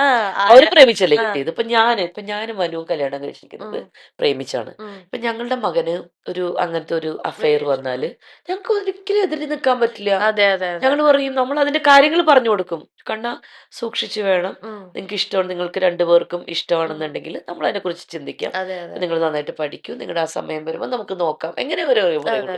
ഒരിക്കലും അത് ജാതി ഇല്ല. മതവും അങ്ങനത്തെ ഒന്നിലേക്ക് ഞങ്ങൾ കിടക്കില്ല. അവന്റെ ഇഷ്ടത്തിനാണ് ഞങ്ങൾ പ്രാധാന്യം കൊടുക്കുള്ളൂ. അത് തന്നെ എന്റെ അപ്പച്ചനും പറഞ്ഞത്. നമ്മള് പറഞ്ഞു തന്ന മറ്റേ മുസ്ലിം ചെറുക്കൻ. മുസ്ലിം ചെറുക്കനായിരുന്നു. പുള്ളിക്ക് അതൊന്നും പ്രശ്നമില്ല. ഞാൻ പറഞ്ഞു, ആ. ഞാൻ കുറെ നാൾ കഴിഞ്ഞിട്ടാണ് ട്ടോ പറഞ്ഞത്. ആദ്യം ഒന്നും കയറി പറയുന്നില്ല. കുറച്ച് സീരിയസ് ആയി. പിന്നെ അവനോട് പക്ഷെ അവന്റെ വീട്ടിൽ സംസാരിക്കാൻ അവൻ ആദ്യം സമ്മതിച്ചില്ല. ഓ. അപ്പൊ ഇവൻ അവരുടെ വീട്ടില് പ്രശ്നമായ. ഭയങ്കര ഓർത്തഡോക്സ് മുസ്ലിംസ് ആയിരുന്നു. പക്ഷേ അവൻ വീട്ടിൽ വന്നു, എന്നോട് അപ്പച്ചനോട് പറഞ്ഞു, ഞാൻ എന്തായാലും പിന്നെ എനിക്ക് ഇത്തിരി സമയം തരണം ഓക്കെ. എന്ന് പറഞ്ഞു. പിന്നെ അത് തന്നെ ഒരു 7 വർഷം കൊണ്ട് അഫയർ ഉണ്ടായിരുന്നു. പക്ഷെ പിന്നെ അത് പോയി. അത് പഴയ കഥ. അത് പഴയ കഥ. ഇതൊക്കെ ധീര ധീര കഥകൾ. ഇത്ര സ്ട്രിക്റ്റ് ആയിട്ട് വളർന്നിട്ടും ഇത്ര ധീര കഥകൾ അതൊക്കെ ഉണ്ട്, ബാക്കിലുണ്ട്. അതൊക്കെ ഉണ്ട്. പ്രേമത്തിലൊന്നും പുള്ളി എതിരൊന്നുമല്ല. ആ. പ്രേമിക്കാനിപ്പോ പറഞ്ഞോർത്ത് പുള്ളി അത് മറ്റേ അതിന് വേണ്ടിയിട്ട് പിന്നെ. പക്ഷേ ഈ പ്രേമിച്ച മനു ഉം. ഞങ്ങൾ കല്യാണം ഫിക്സ് ചെയ്തിട്ട് ഉം. ഞാനൊരു വണ്ടി എടുത്തു. ഉം. ഞങ്ങളന്ന് ക്വാളിസ് എടുത്തു. ഉം. ക്വാളിസ് എടുത്തപ്പോ എനിക്ക് ഭയങ്കര ആഗ്രഹം മനുവിനെയും മനുവിനെയും കൂടി ഞങ്ങൾ എടപ്പള്ളി പള്ളിയിൽ വെഞ്ചരിക്കാൻ വേണ്ടി ചെന്നേക്കാണ്. അപ്പൊ വിളിക്കാൻ. മനു ചേട്ടനെ മനുവിനെയും വിളിക്കാൻ. കൂടി ആ. ആ. വിളിച്ചു. ആ. അപ്പൊ ഞാൻ പറഞ്ഞു, അപ്പം ഞങ്ങള് രണ്ടുപേരും കൂടെ ഒന്ന് സമ്മതിച്ചില്ല പുള്ളി, വേണ്ടെന്ന് പറഞ്ഞു. ആ. ഉം. പിന്നെ പുള്ളി 2 വീലർ എടുത്തു. ആ. അപ്പോഴും ഇവിടെ ആ. എന്നോട് പറഞ്ഞു നേരെ. ഉം. മനൂര് ഭയങ്കര ആഗ്രഹം, ഉം. വാവാന്നാണ് അതിന് വണ്ടിക്ക് ഇട്ടത്. അയ്യോ. എന്നിട്ട് പുള്ളി പറഞ്ഞു അത് എടപ്പള്ളി പള്ളി കൊണ്ടുവന്നു തോന്നുന്നു പുള്ളി. ആ. അവിടെ അമ്പലത്തിലൊക്കെ പോയതിനു ശേഷം എന്നിട്ട് പറഞ്ഞു ആദ്യം എന്നെ കയറ്റണം എന്ന് പുള്ളി ഭയങ്കര ആ. ആഗ്രഹം. അപ്പൊ അവിടെ വന്നിട്ട് ഞാനും ചെന്നു. ഉം. അപ്പച്ചനും ഞങ്ങൾ വണ്ടിയിലൊക്കെ ചെന്നു. ഞങ്ങൾ അവിടെ ഇതൊക്കെ മനു പറഞ്ഞു എനിക്ക് വെഞ്ചിരിക്കാൻ. ഞങ്ങളുടെ കല്യാണം ഫിക്സ് ആ. ചെയ്തിട്ടുള്ളൂ. ആ. അപ്പൊ അപ്പച്ചനോട് ചോദിച്ചു, അപ്പച്ച ഞാൻ ഇവളെയും കൊണ്ട് ഒന്ന് ജസ്റ്റ് ഇവിടെ പറ്റൂല കല്യാണം ഉറപ്പിച്ചിട്ട് സമയം. എന്നിട്ട് അന്നൊക്കെ ദേഷ്യം വന്നു എനിക്കൊക്കെ അങ്ങോട്ടും. പുള്ളി അങ്ങോട്ട് ഇടിച്ചങ്ങോട്ട് ശരിയാക്കാൻ തോന്നി എനിക്കും മനുവിനും. മനുവിന് ഭയങ്കര സങ്കടമായി പോയി. മനു പറഞ്ഞു ഭയങ്കര മൂഡ് ഔട്ടായി പോയി. കാരണം സങ്കടം എന്ന് വെച്ചാൽ അങ്ങനത്തെ തോട്ടുള്ള ഒരു അപ്പച്ചനായിരുന്നു എന്ന് ഞാൻ പറയണേ. ഉം. എല്ലാം ഇതൊക്കെ തരും. പക്ഷെ അവിടെയും ഒരു ഒരു ഇതുണ്ട്, ഒരു ഉം. പെൺകുട്ടിയാണ്. എനിക്ക് ആ ഒരു അപ്പച്ചന്റെ ഇതില് അങ്ങനത്തെ ഒരു ആളായിരുന്നു. ഇപ്പൊ ഞാനിപ്പോ എന്റെ മോനോടൊക്കെ പറയും, കാരണം നമ്മുടെ ഈ ഒരു അതൊന്നും അന്ന് എനിക്ക് മനസ്സിലായില്ല. എനിക്കൊരു കുഞ്ഞുണ്ടായപ്പോ എനിക്ക് മനസ്സിലായി. ഞാനൊരു അമ്മയായിട്ട് നിൽക്കുമ്പോഴാണ് ഒരു കുട്ടികളുടെ കൺസേൺ നമ്മളെ ഉം. അതെ, അവരെന്തുമാത്രം നമുക്ക് അതെ, അവർ അതെ. പുറത്തു പോകുമ്പോൾ അവർ ലേറ്റ് ആകുമ്പോഴൊക്കെ നമ്മുടെ ടെൻഷൻ. ചങ്കിടി. എൻ്റെ അമ്മച്ചി പണ്ട് ടെൻഷൻ അടിക്കുമ്പോൾ എനിക്ക് ദേഷ്യം വരും. പാർലറിൽ പോയി ലേറ്റ് ആയാൽ പോലും വിളിച്ചു വിളിച്ച് വിളിച്ച് എവിടെ പണി എവിടെ എവിടെ എവിടെ എനിക്ക് ദേഷ്യം വരും അമ്മച്ചിയോടൊക്കെ. ഉം. നമുക്കൊരു ഫ്രീഡവും തരാതെ എന്തോന്ന് ഇങ്ങനെയെന്ന് പറഞ്ഞുകൊണ്ട്. പക്ഷെ ഇപ്പൊ ഞാൻ അറിയണം, എൻ്റെ മോൻ പുറത്തു പോയി ഇത്തിരി നേരം ലേറ്റ് ആയ ടെൻഷന്. ബൈക്കും കൂടി ഇങ്ങോട്ടേക്ക് പോകുമ്പോ ഞാനിങ്ങനെ ചങ്കിടിച്ച് ചാവും. അപ്പൊ ഞാൻ പറയും, കണ്ണാ നീ ഇത് മനസ്സിലാക്കണേ. അമ്മ മനസ്സിലാക്കിയത് ഞാനൊരു അമ്മയായതിന് ശേഷമാണ്. എൻ്റെ അമ്മ പറഞ്ഞപ്പോ എനിക്ക് മനസ്സിലായില്ല. പക്ഷെ നീ മനസ്സിലാക്കുന്നത്, നിനക്കൊരു കുഞ്ഞുണ്ടാകുമ്പോ നിനക്ക് മനസ്സിലാവും നിന്റെ കുഞ്ഞിനെ കുറിച്ച് ഓർത്ത് നീ എന്തുമാത്രം. അപ്പോഴാണ് അമ്മ എപ്പോഴും എന്നോട് കാണാം, അമ്മ എന്ത് നീ എപ്പോഴും വിളിക്കണത്, അമ്മ പറഞ്ഞില്ലേ അവര് ഒരു ഇത് ഈ സ്നേഹക്കുറവ് കൊണ്ടല്ലെന്നല്ല അവനറിയാം. എന്നാലും അവൻ ചോദിക്കും, അമ്മ എന്ത് നീ ഇങ്ങനെ പേടിക്കിടക്കുന്നു, എന്തോന്ന് ഇങ്ങനെ ഇങ്ങനെ പറഞ്ഞോണ്ടിരിക്കും. ഞാൻ പറയും, നിനക്കൊക്കെ മനസ്സിലാവൂലോ, ഇതൊക്കെ പക്ഷെ അത് മനസ്സിലാവണം. അപ്പോഴേ മനസ്സിലാവുള്ളൂ എന്നുള്ളതാണ്. സത്യം. ഇപ്പൊ എന്താ ഒരിക്കലും നമുക്ക് മനസ്സിലായില്ല. അത് നമ്മൾ മനസ്സിലാക്കണമെങ്കിൽ ഞാൻ ആ പൊസിഷനിലേക്ക് ഞാൻ എപ്പോ എത്തിയ പോലെ അവനും എത്തണം. അപ്പൊ അവൻ മനസ്സിലാവും, എന്റെ അമ്മയും പപ്പയും ഇത് ചുമ്മാതല്ല എന്നെ അതെ ടെൻഷൻ അടിച്ചത്. കാരണം ഇങ്ങനെയാണ് നമുക്ക് കൊച്ചുങ്ങളുടെ കാര്യത്തില് ഇത്രയ്ക്ക് നമ്മള് എല്ലാ കാര്യത്തിലും നമുക്ക് ആ ഒരു ഇത് ഉണ്ടാവൂലേ. ടെൻഷൻ വരും. ഇപ്പൊ ഈ പറഞ്ഞ പോലെ അച്ഛന്റെ കേസ് പറയുമ്പോൾ ചിലപ്പോ ആൾക്കാർ ഇത് കേൾക്കുമ്പോൾ ഇപ്പോഴത്തെ കാലത്ത് ഇതൊക്കെ ടോക്സിക് പാരന്റിങ് എന്നൊക്കെ പറഞ്ഞ പറയും വാക്കുകൾ പറയും പറയും പറയും പറയുന്നുണ്ടല്ലോ. പറയും പറയും അതെ. അപ്പൊ എനിക്ക് ചേച്ചി പെട്ടെന്ന് പറഞ്ഞപ്പോ ഇപ്പൊ നമ്മള് കേൾക്കുന്ന കഥകളിൽ പല ആൾക്കാരും അങ്ങനെ അല്ല പറയാറുണ്ട്. പക്ഷെ ഒരു കാര്യമാണ്, കാലഘട്ടം കുറെ മാറി. മാറി മാറി ഇപ്പോഴത്തെ പാരന്റിങ്ങും തന്നെ വളരെ വ്യത്യാസം വ്യത്യാസമുണ്ട്. വന്നു. കുട്ടികൾക്ക് നല്ല ഫ്രീഡം ഉണ്ട്. അന്നൊക്കെ ഒരു സിനിമയ്ക്ക് പോകാൻ പറ്റില്ല. കോളേജിൽ പഠിക്കുമ്പോൾ പോലും എന്നെ വെറുതെ നോണേ പറഞ്ഞുണ്ടാക്കി. ഞാൻ കോളേജിൽ നിന്ന് സിനിമയ്ക്ക് പോയി എന്നൊക്കെ പറഞ്ഞ് എന്നെ വീട്ടിൽ ഭയങ്കര ആ സത്യം പറയാം, ഇന്ന് വരെ എൻ്റെ കോളേജിൽ നിന്ന് ഞാനൊരു പടത്തിനോ ഒന്നും ഞാൻ പോയിട്ടില്ല. പോയിട്ടില്ല. പക്ഷേ എൻ്റെ കസിൻ സിസ്റ്റർ ഒക്കെ ഉണ്ട്. എൻ്റെ അങ്കിളാണ് സെന്റ് പോൾസ് കോളേജിലെ സൂപ്രണ്ട്. ആ എൻ്റെ ആ അങ്കിളായിരുന്നു. ആ അങ്കിളിന്റെ മോൾ അവിടെ പഠിക്കണ്ട് BSc-ക്ക്. ഉം. അവളും അവളുടെ ഫ്രണ്ട്സ് കൂടിയൊക്കെ പോവും. അത് അവൾക്ക് കുഴപ്പമില്ല. നല്ല ആ ഇഷ്ടമുണ്ട്. നമുക്കാണ് കുഴപ്പം. അങ്കിള് പറയും, അച്ഛൻ ഭയങ്കര ഇതായിരുന്നു, അച്ഛൻ ആ ഭയങ്കര ഫ്രീഡം ആ ഒക്കെ തരും ആ ഞങ്ങക്ക്. ആ പുള്ളി വീട്ടിൽ വരുമ്പോ ഞങ്ങക്ക് എന്റെ അപ്പച്ചന്റെ പെങ്ങളെ കല്യാണം കഴിച്ചേക്കണേ ആ അപ്പായി ആ അച്ഛനാണ്. ആ അപ്പൊ ആ. അച്ഛൻ അവര് രണ്ടു വീട്ടിൽ വരുമ്പോ ഞങ്ങക്ക് ഭയങ്കര സന്തോഷം. പുള്ളി ഭയങ്കര ഭയങ്കര ഫ്രീ മാനായിരുന്നു. ഉം. അപ്പൊ ഞങ്ങള് ഭയങ്കര ജോളി ഒക്കെ ആയിരുന്നു. പക്ഷെ അച്ഛൻ പറയും ഷെറിനോട്, പൊയ്ക്കോന്ന് പറയും, അവര് ഫ്രണ്ട്സിനോട് BSc ഫ്രണ്ട്സ് കൂടി. പക്ഷെ ഞാൻ ചോദിച്ചു എന്നെ വിടൂല. കഷ്ടപ്പെട്ട്. അപ്പൊ ഇവിടെ പറയും, വേണ്ട വേണ്ട വേണ്ട വേണ്ട, വല്ലവരും കണ്ട പറയും വല്ല ആണുങ്ങളെ കൂടി ചുറ്റാൻ പോയി എന്നൊക്കെ പറഞ്ഞ് ആ. അപ്പച്ചൻ അറിഞ്ഞാൽ നിന്റെ അവസാനം ഉണ്ടെന്നൊക്കെ പറഞ്ഞിട്ട്. എന്നിട്ട് പക്ഷെ ഒരു ദിവസം വെറുതെ ഗോസിപ്പ്, എനിക്ക് എന്നും ഗോസിപ്പാണ്. അന്നും പറഞ്ഞു, ബീന ആന്റണി അല്ല ബീന സിനിമയ്ക്ക് പോയിരുന്നു. വെറുതെ ഇല്ലാത്ത വെറുതെ ഒരിക്കലും ഞാൻ എൻ്റെ കോളേജിൽ നിന്ന് ഞാൻ സിനിമയ്ക്ക് പോയിട്ടില്ല. പോയിട്ടേ ഇല്ല. എൻ്റെ ആഗ്രഹം മാത്രമായിരുന്നു. എനിക്ക് പേടിയല്ലേ, എൻ്റെ ആ. അപ്പച്ചൻ കൊല്ലൂല്ലേ എന്നെ. അതാ പറഞ്ഞേ, എന്നും ഗോസിപ്പുകളങ്ങളിൽ അന്നും ഉണ്ടായിരുന്നു ഞാൻ. ഈ ഫാമിലിയുടെ കാര്യം നമ്മൾ കുറച്ച് ഡീപ്പായിട്ട് പറഞ്ഞു പോയി. അതിൽ തന്നെ ഇപ്പൊ ഗോസിപ്പും ഫാമിലി കണക്ട് ചെയ്തപ്പോൾ എൻ്റെ മനസ്സിലേക്ക് പെട്ടെന്ന് വന്നത്, ചേച്ചിക്ക് ഒരു ബ്രദർ ഉണ്ടായിരുന്നു, അല്ലെങ്കിൽ ഒരു ബ്രദർ ഉണ്ട് എന്നുള്ള രീതിയിൽ ഒരു കഥ ഒരു സമയത്ത് അത് ഒരു കഥ പോലെ വന്നിട്ടുണ്ടായിരുന്നു. ഉണ്ട്. അപ്പൊ അത് പലവരും അത് തെറ്റിദ്ധരിച്ച് വെച്ചിരിക്കുന്നത് ചേച്ചിയുടെ സ്വന്തം ബ്രദർ ആണ് എന്നുള്ള രീതിയിലാണ്. അത് അഡോപ്റ്റ് ചെയ്ത ഒരു ബ്രദർ ആണ്. അഡോപ്റ്റ് എന്ന് പറഞ്ഞാലേ മോളെ, അതിനകത്തൊരു വേറൊരു കാര്യമുണ്ട്. എൻ്റെ അപ്പച്ചൻ്റെ മൂത്ത ജ്യേഷ്ഠൻ്റെ മകനാണത്. അതെ. എൻ്റെ അപ്പച്ചൻ്റെ ജ്യേഷ്ഠൻ വെളിയിൽ എവിടെയെങ്ങാണ്ട് ഏതോ സ്ഥലത്ത് പോയപ്പോൾ അവിടുന്ന് പുള്ളി കല്യാണം കഴിച്ചൊരു തമിഴ്, അവരും ഈ പ്രസവത്തോടെ മരിച്ചുപോയി. അപ്പൊ ആ കുട്ടിയെ കൊണ്ട് പുള്ളി നാട്ടിലേക്ക് വന്നു. കുട്ടിയെ കളയാൻ പറ്റില്ലല്ലോ. അതെ അതെ. പുള്ളി വന്നപ്പോ എൻ്റെ അപ്പച്ചൻ കല്യാണം കഴിച്ചിട്ടുണ്ട് അമ്മച്ചി. എൻ്റെ മൂത്ത സിസ്റ്റർ, ഞാനില്ല. ആ അപ്പോ അമ്മച്ചിയുടെ കുട്ടിയുണ്ട്. അപ്പൊ വന്നപ്പോ എന്തായാലും അമ്മച്ചിയുടെ അടുത്തല്ലേ കൊടുക്കുള്ളൂ, തറവാട്ടിലേക്കാണ് വന്നത്. അപ്പൊ വല്യപ്പച്ചൻ പറഞ്ഞു, എടാ അവളോടൊന്ന് നോക്കാൻ പറയൂല്ലേ എന്ന് പറഞ്ഞു. അപ്പച്ചൻ പറഞ്ഞു, ഓ ആ പിന്നെന്താ, അവൾ നോക്കിക്കോളൂ എന്ന് പറഞ്ഞു. അങ്ങനെ അന്ന് അമ്മച്ചിയുടെ അടുത്ത് കൊടുത്തു. അങ്ങനെ ഞങ്ങളുടെ കൂടെ, എൻ്റെ മൂത്ത സിസ്റ്ററിന്റെ കൂടെ എൻ്റെ അമ്മച്ചിയുടെ പാല് കുടിച്ച് അവൻ വളർന്നു. പിന്നെയാണ് ഞാൻ ജനിക്കുന്നതൊക്കെ. അതിനുശേഷം പുള്ളിക്കാരൻ രണ്ടാമത് കല്യാണം കഴിച്ചു, വല്യപ്പച്ചൻ. കഴിച്ച് കുറച്ച് കഴിഞ്ഞപ്പോ അവര് ചോദിച്ചു, മോനെ തിരിച്ചു വേണമെന്ന് പറഞ്ഞു. അപ്പൊ അമ്മച്ചിക്ക് അത് ഭയങ്കര സങ്കടമായിരുന്നു. അതെ അതെ. ശരി, അവരുടെ മോനല്ലേ. വല്യപ്പച്ചൻ പറഞ്ഞു, അവള് പറയണു വേണമെന്ന് പറഞ്ഞു. പക്ഷെ കുറച്ച് കഴിഞ്ഞപ്പോഴേക്കും വളരെ ശോകമായിരുന്നു അവിടുത്തെ അവസ്ഥ, അവന്റെ അവസ്ഥ. ഞങ്ങളുടെ വീട്ടിൽ തന്നെയല്ലേ. അവന് വലിവൊക്കെ ഉള്ള കുട്ടിയായിരുന്നു. അപ്പം അവൻ ഭയങ്കര ശോകം വന്നപ്പോഴേക്കും അമ്മച്ചി അപ്പച്ചനും പറഞ്ഞു. അപ്പച്ചൻ അതിൽ സ്ട്രിക്റ്റ് ആയിട്ട് ചേട്ടനാണെന്നൊന്നും നോക്കിയില്ല. മര്യാദയ്ക്ക് കൊച്ചിനെ ഇങ്ങോട്ട് തന്നു. അവനെ കഷ്ടപ്പെടുത്തിക്കാൻ ഞങ്ങൾ സമ്മതിക്കില്ല, അവനെ ഞങ്ങൾക്ക് വേണമെന്ന് പറഞ്ഞു. അങ്ങനെ ഞങ്ങൾ തിരിച്ചു മേടിച്ചു. അങ്ങനെ അവൻ ഞങ്ങളുടെ ബ്രദറായിട്ട് വളർന്നു. ഞങ്ങൾ തന്നെ അവനെ കല്യാണം കഴിപ്പിച്ചു, അവനെ വെളിയിലൊക്കെ വിട്ടു. അവനൊരു മോനായി കഴിഞ്ഞ ശേഷം എൻ്റെ അപ്പച്ചൻ, എൻ്റെ സിസ്റ്ററിന്റെ കല്യാണം കഴിഞ്ഞ് എൻ്റെ അപ്പച്ചൻ മരിച്ചത് അവൻ വെളിയിലാണ്. അപ്പോ കൊച്ചൊക്കെ ഉണ്ട് ഇവിടെ. അവൻ പിന്നെ വന്നിട്ട് അവൻ്റെ വൈഫിനെ വിളിച്ചിട്ട് അവൻ വേറെ സ്ഥലത്തേക്ക് പോയി. അവൻ്റെ മറ്റേ അമ്മയുടെ അടുത്തും സിസ്റ്ററിന്റെ അടുത്തേക്കൊക്കെ പോയി. അത് ഭയങ്കര ഒരു ഷോക്കിംഗ് ആയിരുന്നു എൻ്റെ അമ്മച്ചിക്ക്. എൻ്റെ അമ്മച്ചൻ മരിച്ചിരിക്കുകയാണ്. എന്തൊക്കെയോ അതിൻ്റെ ഇടയിൽ നടന്നു. അതെനിക്കൊന്നും ഇപ്പോഴും പറയാം. അവരൊക്കെ ഇവിടെ ഇരുന്ന് എനിക്ക് എന്തൊക്കെയോ സംഭവിച്ചു അതിൻ്റെ ഇടയിൽ. പക്ഷെ അവൻ പിന്നീട് അത് റിഗ്രറ്റ് ചെയ്തു അവൻ. പക്ഷെ അമ്മച്ചിക്ക് ഭയങ്കര സങ്കടമായിരുന്നു. പിന്നെ അവന് എന്ത് അസുഖം, പിന്നെ അവന് അസുഖങ്ങളും കാര്യങ്ങളും ഒക്കെ വന്നു. അപ്പോഴൊക്കെ ഞങ്ങളെ വിളിച്ച് പറയും, മറ്റേ സിസ്റ്റേഴ്സൊക്കെ ഞങ്ങൾ ചെല്ലും, കാണും, ഞങ്ങളെ കൊണ്ട് പറ്റാവുന്നതൊക്കെ ചെയ്യും. ഇപ്പം അവൻ മരിച്ചു, ഈ അടുത്ത് അവൻ മരിച്ചു. ആ, അതങ്ങനെ ഒരു വലിയ, ഞങ്ങളെ വിട്ടവൻ പോയി, എൻ്റെ അമ്മച്ചിയെ വിട്ടിട്ട്. അതിൻ്റെ അത് കൂടുതലൊന്നും പറയണ്ട, അതൊക്കെ അവരുടെ അതെ. ഇതല്ലേ നമുക്ക്. അങ്ങനെ നഷ്ടപ്പെട്ടു അവന്. അവനിപ്പം എല്ലാ കാര്യങ്ങളും ഞങ്ങൾ ചെയ്തു ചെന്നിട്ട്. അവനെപ്പോഴും എന്ത് ആവശ്യം എന്ന് പറഞ്ഞാലും ഞങ്ങൾ മൂന്നുപേരും ഒപ്പം ഓടിച്ചില്ല. കാരണം ഞങ്ങളുടെ ഉള്ളിൽ, അനിയനാണ്. ഞങ്ങളുടെ അനിയനല്ല, എൻ്റെ ചേട്ടനാണ്, ആ ബിന്ദുവിൻ്റെ ചേട്ടൻ. അനിയനാണ്, എൻ്റെ ചേട്ടനാണ് അവൻ. അപ്പോൾ അവൻ ഇങ്ങനെ ഒരു ചെറിയ ചെറിയ 1 വയസ്സിൻ്റെ ഡിഫറൻസ് ഉള്ളൂ ഞങ്ങളിലായിരുന്നല്ലേ. ഓ, ഏറ്റവും ഉള്ള സിസ്റ്റർ മാത്രമേ 7 വയസ്സിന് എന്നെ കളിയുള്ളൂ. വ്യത്യാസമുള്ളൂ. ഞാനും ബിജുവും ബിന്ദുവും തമ്മിൽ ഓരോരോ വയസ്സാണ്. 1 വയസ്സിന് മൂത്തത് ബിന്ദു, ബിന്ദുവിൻ്റെ 1 വയസ്സിനുള്ളത് ഞാൻ. അങ്ങനെയാണ്. ആ. അപ്പൊ അതാണ് അതിൽ സംഭവിച്ചത്. അപ്പൊ അവൻ ഞാനത് പോയി.